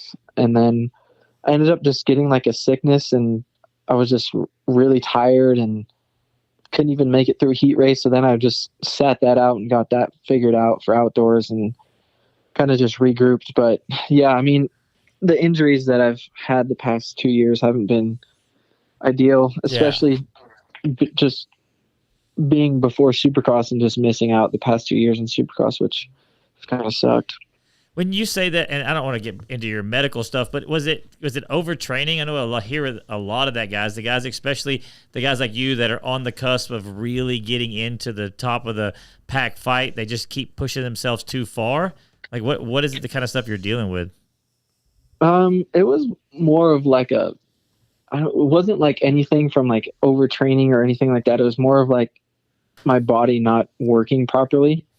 So I had to work with a doctor and get on the right supplements and, change my diet a bit for what my body needs. And then a couple months of that, and I was feeling way better and haven't had any issues. So yeah, I think Derek Kelly was similar issues last year, having some things that he couldn't figure out and finally did. So yeah, it's just you just never know when the body's at its limit. Well, yeah, when you're a professional athlete, pushing the limits every day. Is there anything lingering with the wrist? How's that? Have you tried a wrist brace or no wrist brace? Yeah. I mean, all last year, like during outdoors, I got a surgery every break that we had. Oh, so wow. Oh God. yeah, I wasn't riding during the week at all. I was just racing on the weekends. And then, I was wearing wrist braces for a while, and then kind of got to the point where it just wasn't getting any better. So I just took them off and then kind of just let it do its own thing. And now it's came around, and it's been good. So, okay. I mentioned your results here towards the end of the season, and you've had, like you said it was up and down, right? So 6th overall at Washougal, 7th overall at Millville. I think Redbud would have probably been in that same area because you went 38.7, but I guess a rock got in your chain and derailed it, or broke the chain, or what happened there?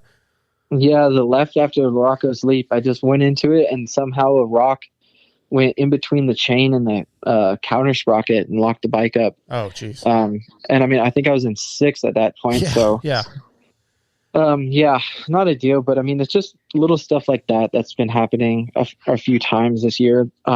But I can't take away, like, I was riding really well. I qualified third that day. So, the speed was there. I came from 33rd to 7th, the second moto. So, probably would have been a pretty good day, but it is what it is. Yeah, I think when you look at your results, I think you should be proud. I'm sure you are. That yes, there's been a few bad motos here and there and some bad overalls, but you are showing that you have speed to be a top 10 guy, and you're beating factory riders that are, I'm sure, are making a lot more money than you.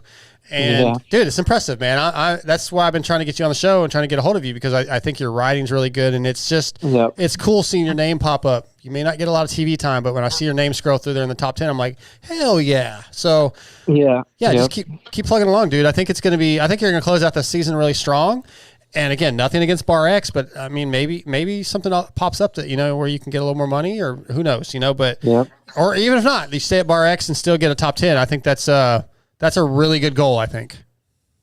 Yeah, I mean, I've just been here for so long. It's, it's kind of just like a family over here. And I mean, now that we're on the Yamaha, obviously have a good platform, and I think our bike is really good.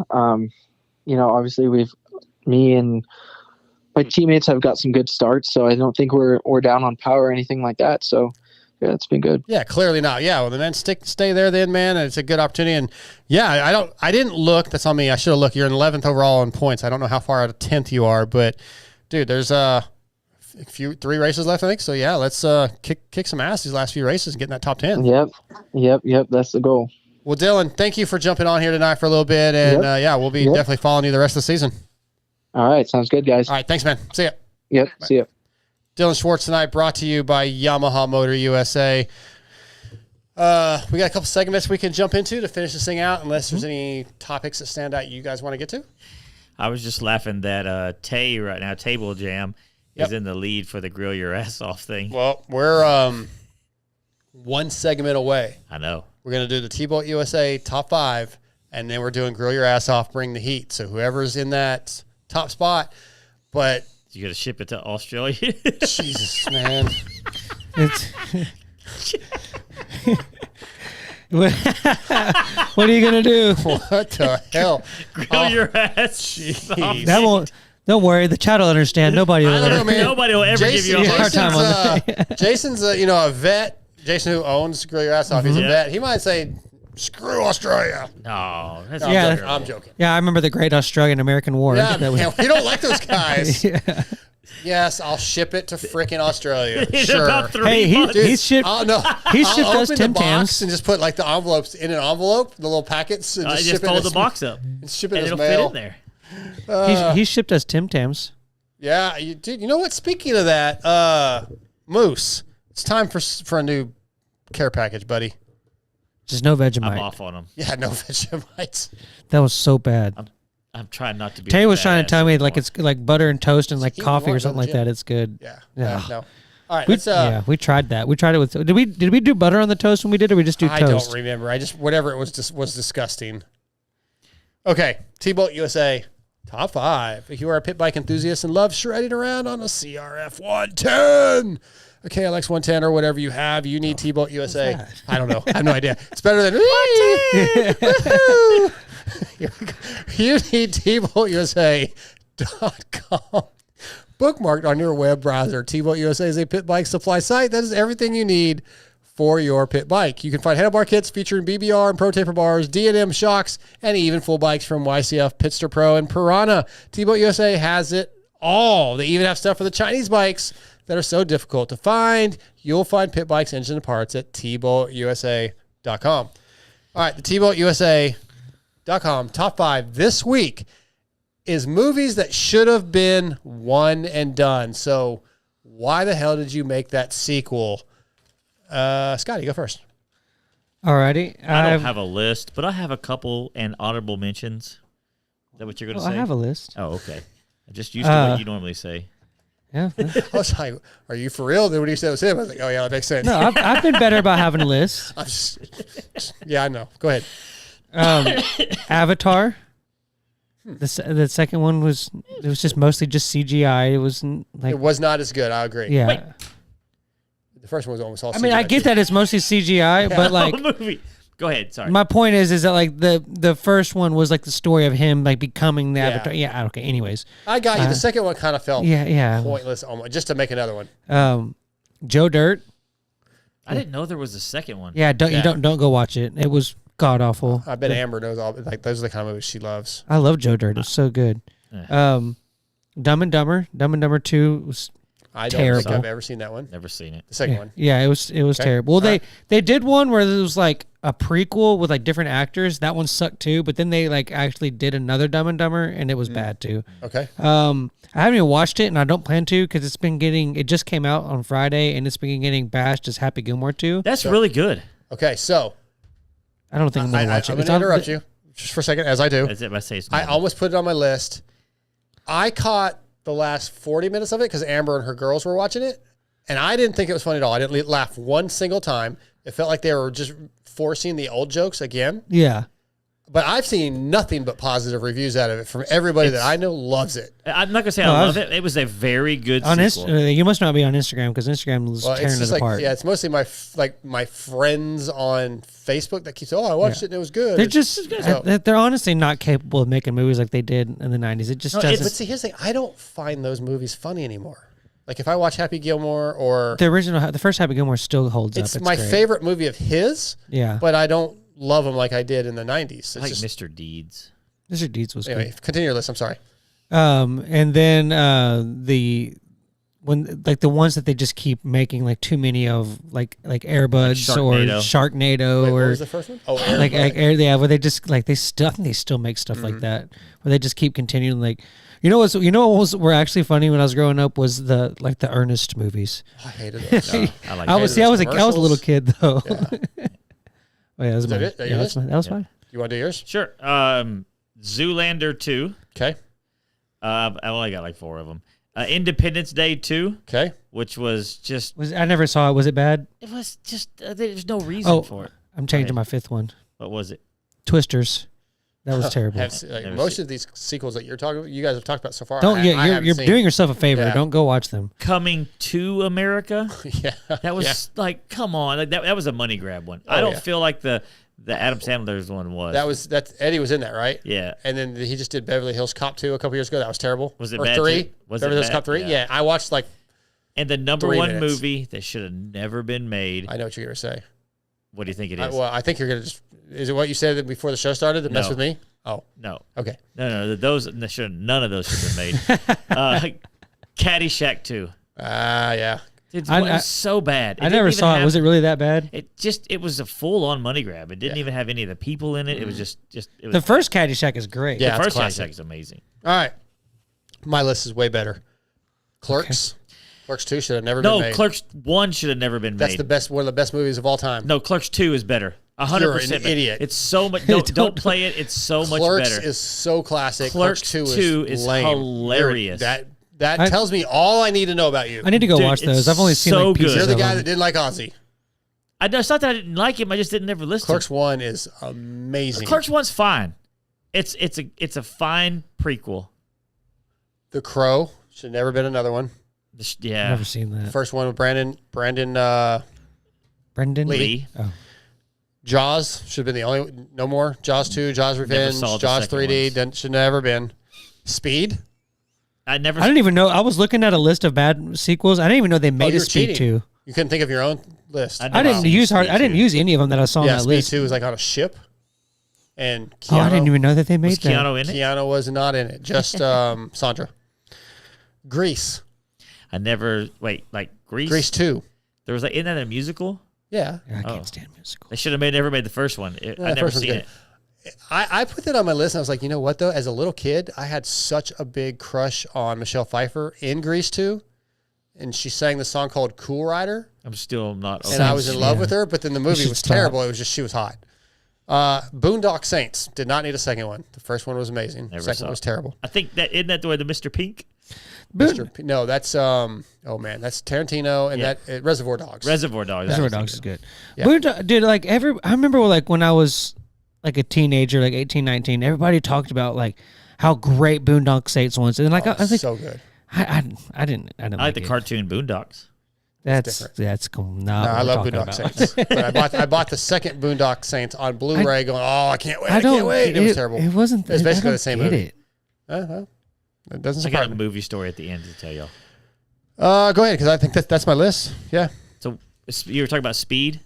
Yes. There was a movie that was kind of the same kind of a deal with like Not the drug DJ. like a terrorist about it was called like a Blown Away. Okay. Remember that movie? He was like a mad bomber. He was mailing bombs to people, and so my dad and I were going to watch it. We used to Blockbuster movies all the time and go pick them up. And my dad went and picked it up. We started watching it, and it was like nothing but like sex scenes. And my dad's like, "Cover your eyes, son." I was little. We were like, I was like, and then all of a sudden he realized he rented the movie Blow instead of Blown Away. Oh, Blow's about drugs. Drugs yeah. and stuff like that. But there was like all this sex scenes and all these things. There's not a lot of sex scenes in Blow. I mean, I was a little kid. I just seemed remember like a lot. Yeah. My dad was like, "What are we watching?" No, Blow came out in 01. No, this is an older movie. I don't know what Blow you talking about the movie with Johnny maybe Depp? it was a sex movie Yeah. called Blow. I don't know. Maybe. My dad was like, "What is this?" Yeah. No, are you talking about the Johnny Depp movie about I don't think that's what he's talking about. No, that I movie don't was know. that movie was made in like 2001. Yeah. I just know my dad went to go buy Like George Chung. watch a movie, and it was something. That's what my memory said. But It wasn't. No, Blow. You were. How old are you in 2021? 2001, like 20 something. Yeah. Go All ahead. right. Sorry, We're irritating Dark Side. Let sorry. him continue. We're just talking We're like this second talking on a segment. podcast. Yeah. I didn't mean to do that. Why do you guys try to talk so much on a podcast? Yeah, I know. What the hell's wrong I with don't this? Short know, show. man. I don't get it. Short show. Real quick, before we get to the grill your ass off, bring the heat. Some Loretta's. I didn't look at results for today. I haven't had time. I do want to shout out our boy Turd for winning a moto yesterday in the 125C. My good friend Michael Dean Gage got 15th and plus 45 yesterday, running my number. Actually, he ran my number in honor of me. That was nice of him. In honor of you. Actually, he ran 33 because he couldn't get 333, but he did it for me. That's kind of cool. Michael Keating got 22nd, I think. Michael got 7th and 50 and 27th and 45. Well, I've got him at 15th yesterday and 45. I'm looking at. All right. Well, maybe I looked at the results wrong then. All right. That's today or yesterday? They've only done one moto so far. Okay. Yeah, I guess. Well, I don't know what I saw then. Well, that's fine. I don't think he raced today. What are you getting plus 50? 7th. Okay, that I had, and Keating got 9th. Yeah. So I don't know, man. I pulled up plus 45, and that's what I thought I saw. And Aiden yesterday got 2nd in 250. I trust you. I'm sure I looked at it wrong. So shout out to Aiden. Yeah, Kiefer. Aiden was. I wasn't expecting him to be like riding that. He was in the 250B. He was riding really well. He was actually trying to get into 3rd or 2nd, and then went down. I think they were running scoops for the start, and he. You could run a scoop on that whole track. The whole track. Yeah, but the faces were getting kind of. Scoops, you just got, and they keep you from hitting trees. Well, he like slid out like off the side of a jump. So did Carson Wood too. He hit the finish line tower. Jesus. Chase is blowing up our chat. I mean, he's not here, so I don't know if we should pay any attention to him. But he said the last 40 minutes of Happy Gilmore, I guess, ruined it, and Boondock Saints doesn't really hold up to him. So now I'm going to watch Boondock Saints. I try. This is fine. Go ahead. Anyway, so what do you? So are we done with the people's results and stuff like that? That's all I made notes of. Just a couple of my buddies or people that I was concerned with. Have you? I didn't look today. Heard about, or any of the stuff about people like Slowey getting kicked out and all that kind of stuff? I've seen what was on social. I don't know any details. Yeah, you don't know him at all. No, or anything? I don't know him. I don't know him either. I've seen some of his stuff. He seems like a good dude. Like he doesn't seem like some other people who kind of start shit on purpose. I'm not saying. I just don't know enough about him to know. Yeah. So I can't say. So weird. I don't know the details of what really happened. I mean, I'm hearing sides and people getting mad and blah, blah, blah. He videotaped it, and he videoed the whole thing. Yeah, I think I did see them asking him to leave. And showed the letter they gave him, which was so it was like, we can't think of anything right off the top of our head, but just put all this stuff down. Gotcha. I don't know. It was weird. It's hard to talk about something like that when you don't have both sides. Right. You don't know what really happened. I've said before, because you've defended certain people or certain situations, like, look, if I own a product and you come to my product, you want to be there, but you talk massive shit on it, it's my product. If I want to say, hey, don't come here, and I don't know if this is the same situation, because somebody said Slowey wasn't talking trash. I'm just saying, if you do something that I don't like at my product, I mean, I feel like I do have a right to say, don't come to my product, buddy. I mean, I don't know. I just don't know enough. You don't see everybody getting kicked out, right? So there's a reason that they feel they have, whether it's legit or not. It's their race, dude. Yeah, I don't know. I see what you're saying, except for in professional sports, unless you're doing something like if someone's out there posting pictures of the moto girls trying to, or just doing things that are fully inappropriate. But if they're saying stuff you don't like, I think if that's what happened, I just go ahead. Then it makes it does, to me, in my opinion, it looks really bad for MX Sports to do that, because it almost gives credence to the people who complain. Yeah, I see what you're saying. Chase just texted at Cade Johnson. Yeah. Our guy Cade got a third. Say that. Did he get 7th yesterday? Yeah, he got 7th. So far he's gone 7-3. I think maybe he's done another race. Okay. Oh, the kid's so cool. Well, let's move on. Grill your ass off. Bring the heat. Do you love to grill and cook, TJ? I do. Grill Your Ass Off is a veteran-owned, seasoned company that manufactures some of the best flavors this great country has ever known. Every Grill Your Ass Off item is labeled with a military or first responder theme and is made in Texas with pride. Each product sold proudly supports a true nonprofit organization or event as well, whether you're grilling up some chicken breast, baking pork chops, or boiling shrimp. Grill Your Ass Off has seasoning for the occasion. Visit grillyourassoff.com and use promo code DarksideMX3, all caps, to save 20%. Dude, 20% off on some of the best seasoning you've ever tried. Try it. Order some. Use my code. You can get the habanero barbecue sauce, some ranch dip. They have jerky, lime beer salt. This is just in addition to the different seasonings. Donkey Dong pickles and Donkey Balls habanero stuffed olives. I'm out on that. But if you like stuffed olives or pickles, I like blue cheese stuffed olives. Okay. I have this is habanero stuffed olives. Yeah, I can't do that. Okay. There's a lot of stuff on Grill Your Ass Off that's not even on this list. Use my code. You have one, so let's get into yours, because I actually didn't come up with one. Well, I was going to say, we were at, Cade went 7-3 in 250 Pro Sport so far, and then got 4th in the First Moto Open Pro Sport. Okay. Good for Cade. Yeah. Cade, good job, Cade. Tyler, Texas area. Yeah. So my Bring the Heat for Grill Your Ass Off this week is, I know that most... What? You're muting me? What? Oh, go ahead. Sorry. Oh, yeah? You're going to start talking again, and then you're going to mute me again? Clever girl. Yeah. I sounded like it earlier. Yeah, you just take the camera off of him. Yeah, I did. It's not even on him. It's on us. Yeah, there you go. Okay. He acts like he doesn't like his basement on camera. Why No, I are really you don't. not talking about? Because he's going to mute me anyways, so it doesn't even matter. I mean, I'm going to mute you if you don't get to the point. Now I just want to keep rambling just to piss him off. Now I forgot mine. You're taking way too long. I want to keep doing it too. All right, we can move on to FX. Okay, no. So if you ask for somebody's help and they say yes, and you say, actually, you know what? I think we'll be okay. I don't really need your help. Enjoy your day off. is what I heard. Damn sure. Yeah, that's what you heard. That's not anything because we that was my only day off last week was Sunday. I didn't want you to enjoy your day off. I'll tell you that right now. Yeah. So you said actually I don't think and I agreed that 4 people standing around here I probably would have just been more distracting than anything because would have been talking shit and just making me mad. And I could have maybe done something. And I did end up coming and helping later on. That's not the point. The point is, you're such a chick move to say, no, it's fine, don't come. And then the next day get upset when the said person doesn't come. Oh, it sure would be nice if you were here. Okay. Now I get it. Most of it's like busting balls. We're having a good time. Balls. But still. 100% busting balls. I wasn't upset at all. Hey, yeah, you're right. You were able to make him cry. I'm not crying. He takes the joke so serious. And then he goes, oh, you do too. You do. I don't. I really don't. You don't get flustered.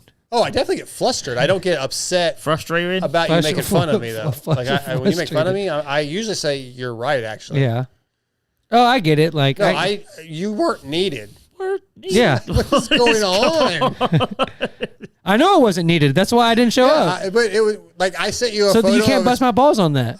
Yeah, you can. It's funny. No, it's not serious. It's retarded. It's not serious. It's funny. We're making jokes. That's why I sent you pictures of us eating lunch together without you. Just to mess with without you. But you make it seem like, oh, well, like you're an asshole for not showing up. That's how you take it because you get butthurt. I think you said you're an assole for not helping. Like, I guess you hate the show. It's not. And then on Monday, I didn't text back for like 20 minutes, and y'all were like, I guess Scotty quit the show. Okay, 2 things. TJ, if you didn't come that weekend and I'm making fun of you or saying, oh, way to go, TJ, way to show up, are you going to take that as me being mad or like I'm messing with you?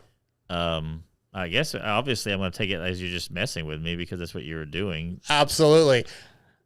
Anybody else would know it was a joke. I wasn't serious. If I was legitimately mad, I would have waited till tonight and talked to you about it. Yeah. But there was no reason for me to be mad. I get at the same time, though. Like, I understand that we're busting balls, and that's kind of my response is to cry.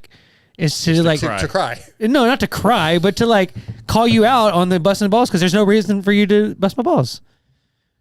It's just made up stuff. It's made up. It's made up. That comes from somewhere. No, it comes from people. Stop talking tonight. Just because you and the things you say come from somewhere doesn't mean that his does. Because you did. Whatever. You came here last night and we're here for 3 or 4 hours. Did he bust your balls while you were here? No. Yeah. No, he was just running around flustered, like, oh, this goes here, and then I need this. Where does it? Oh, I had some ties over here. Where did this go? That kind of thing. I don't know. I'm fairly certain I busted you and Chase for not being here. Not at all. Oh, okay, cool, great. Yeah, great. You actually just me. Now, I felt targeted. Yesterday, you said you didn't answer for 30 minutes. I texted you at 8:30 a.m. I think you responded at like 4 p.m. Yeah, I was at work all day. I needed to know when you were going to be at my house. I told you that after work. I don't know when you get off work. Yes, you do. No, I don't know that it's the same. I told Amber probably the same time as on a show night, but I don't know that for sure. Then just go with that. I had other things to do and go. Hey, I needed to work my schedule around. What's your? I actually don't have one. I didn't think to. I couldn't think of anything because I'm not upset about anything. About anything. Yeah. It's always the same shit. People in the way. Light turns green, but they wait. Oh, why? Like an asshole. You say that. That's ridiculous. I'll probably second. He's very impatient. Oh, again, I have admitted that 1,000 times. Yeah, that's good. It's the first step to a problem. Okay, you know what? I'll admit again. You are right. Sometimes I do drive like an a-hole. That day, I definitely was not, in my opinion. Now, in the Home Depot parking lot, yeah, I was. That was... Bro. That dude was in the wrong, but that you were like extra in the wrong. Because what if an old lady was walking out in front of him? After I made that reaction where I zipped around him, dude, it was messed up. Yeah. 100%. Again, not crying, not defending. Yes, you are correct. I screwed up but that dude was going like 3 miles an hour all the way around the building. All I know is I'm driving from now on. And like, bro, I'm not riding with you. Like, bro, what are you doing? Like, literally, he had to be like driving along, like, just looking at the plants and looking at the hours on the door. Dude, there are people behind you.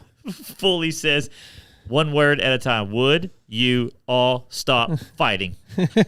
Fully, this is what we do, man. Yeah, and I'm not in this. We're not really fighting, but the top 5 for sure is us bickering And I find it funny. I like it. I enjoy It's it. my favorite part of the show. I'm so chill. I don't ever get in arguments. Yeah, it's He kind of needs to like either like smoke some weed or do some shrooms or something. Like he needs something. Maybe we do argue too much on the show, but I like it. We should do a show on shrooms. All right. We ain't got Vital to answer. He couldn't handle. No, dude, he I don't couldn't do handle this. it. That's not me, man. We don't That's a have a joke. race next week, so there's no FXR picks, but obviously we want to do our FXR read because we love the guys at FXR. Dude, that gear is so sick. Yeah, you guys are lucky. You got some gear. You're welcome from me. Yeah. So you want to say thank you? No? Yeah, we already said thank you. We said thank you to again. FXR. Yes, thank you, FXR. But why did FXR send you gear? Because they're nice people. They like Because us. I asked Brad if he would. Because Brad likes us. I actually asked Andy as part of the deal, can you give it? I said, I'll give you the rest of the year for free. Can you give my guys some gear? Because they never get anything. That's literally what I said in the text. Thanks, Stark. Yeah, maybe. But you're right. I shouldn't. I'm just, again. No, it's because they're fans of the show. They FXR watch is it. And awesome, they like. and you're not They getting don't watch credit. it because you're it's part of your show. They watch it for TJ and They Scotty don't and Garth. watch it. They don't know No, what's I know. going on the I know. show. I know. FXR is See, I designed can by joke racers too. for racers with industry-leading fit, finish, and performance. Progression is the name of the game with every new piece created. FXR, we push our brand to the next level to provide you with the best products possible. Used by Malcolm Stewart, Muck-Off FXR Club MX Yamaha, Mike Brown, Brock Tickle, Chris Kiefer, Benny Bloss, and many more. Everybody at the MotoXpod now. FXR has core motor roots, so visit fxrracing.com or go to your local dealership to see the complete 2025 line. Thank you, FXR. I want to thank Racetech, Yamaha Motor USA, Guts Racing, X Brand, ETS Racing Fuels, TBolt USA, Grill Your Ass Off, and coming soon. Can we say Psychera coming soon? Hopefully. Fully. Let's make this thing happen. Oh, by the way, speaking of fully. He said if y'all quit fighting. Oh, man, that's a tough. Do we have to completely stop fighting? Because that's not going to happen. I do want to give a shout out. Foley's mom made full remission from cancer. It was pretty gnarly earlier this year. Yeah. Pretty gnarly. And she's kicking butt and taking her life back. Foley was trying to, he's taking care of her. And she's like, I don't need you no more, buddy. Yeah. I got it. Give me my car back. I'm back, baby. Yeah. So I'm glad to have Brian Fullerton's mom back. And I know it's a load off him, man. It's got to be really scary having your mom sick and dealing with that. Anybody dealing with, honestly, any kind of disease or whatever. This is scary, man. So, really, really happy that she's back because it was really eating at Brian. That's a lot, to lose family like that. So we're really happy she's back and kicking some butt. Yeah, hopefully she's going to go out. Maybe she's going to get a new boyfriend. I don't know. Go see Tool. Dude, Brian, if your mom wants to go see Tool, let me know. Iron Maiden. Yeah. That'd be sick. No? They still tour? Nothing, JT? TJ? Nothing. Iron Maiden's still touring, yeah. I just saw them year before last, and That'd be cool. Yeah, they're still touring. One of the best shows I've ever seen. Okay. Thanks to our sponsors I just mentioned. Thanks to Jett Lawrence, Justin Starling, Dilan Schwartz. Thanks to you two donkeys. Thanks to our YouTube listeners. Did we pick the Grill Your Ass Off? Oh, we did not. And good job, guys. Well, I was hold on. We did not say it, but I was watching it, and it's still that way. MX Nut 23 is in the lead. Okay, MX Nut 23. If you actually want this Grill Your Ass Off, he was talking about it. Sampler, then you need to go to MotoXpod.com. That contact button is either on the top right or top left. Send me a message. What's his? Isn't that MX Nut 23? Pretty sure it's Garrett Garrett. Roxley. That's not Garrett. Yeah, I don't think Garrett. so. It might be. No. Have that. Is it that guy? MX Nut 23, right? MX Nut 23. Have him say right now what his email or give us something so I know it's him. Yeah. Have him answer like his first name. He hasn't. That's not going to help either. In a minute. Yeah, he didn't want his first. Anyways, I don't know I didn't think about this. Like, how do I know when Garrett we get just email? jumped up to the top. Well, it's too late, bro. Sorry, Garrett. Too late. Yep. MX Nut 23. Send me a message on contact form. But MX Nut 23 was on there when this started. Yeah. I made a note. So. But also, we're giving another packet away if you send an email with Grill Your Ass Off in the subject line. And that's for our audio listeners too. So we'll give that one a week so other people can hit us up, right? not just YouTube. Yeah. So- Oh, Garrett Rockley is MX Told Nut you. 23. Yeah, you're Oh. right. You're right. So it's Okay. Garrett Rockley. All right. Well, too bad, Garrett. You don't get any. You win too much. It's No. weird because it shows Garrett Rockley's name here. Yeah, that's because that's his name. That's but his name, but his- they. Okay. Well, profile, Garrett, yeah. just I think you have my number. So, yeah. So text me your address again because I don't know if I still have it. I'll get it out. He said he's recusing. He's his- recusing himself. Yeah. So he's out. So give it to somebody else. Yeah, so that would be Chase. Annihilate Buds. Annihilate Your Buds would be the next one. Okay. Annihilate your buds. Hit that contact form, motoxpod.com, and I will get this out to you in the next few days. Yeah, I think that's it. Anything else from you guys? Nope. Yep. Yep. Nope. Nope. Yep to the Maybe. nope. We should be back next week. I Diggs won't might be. Yeah, thank God you'll be gone. Check out the We're out. website.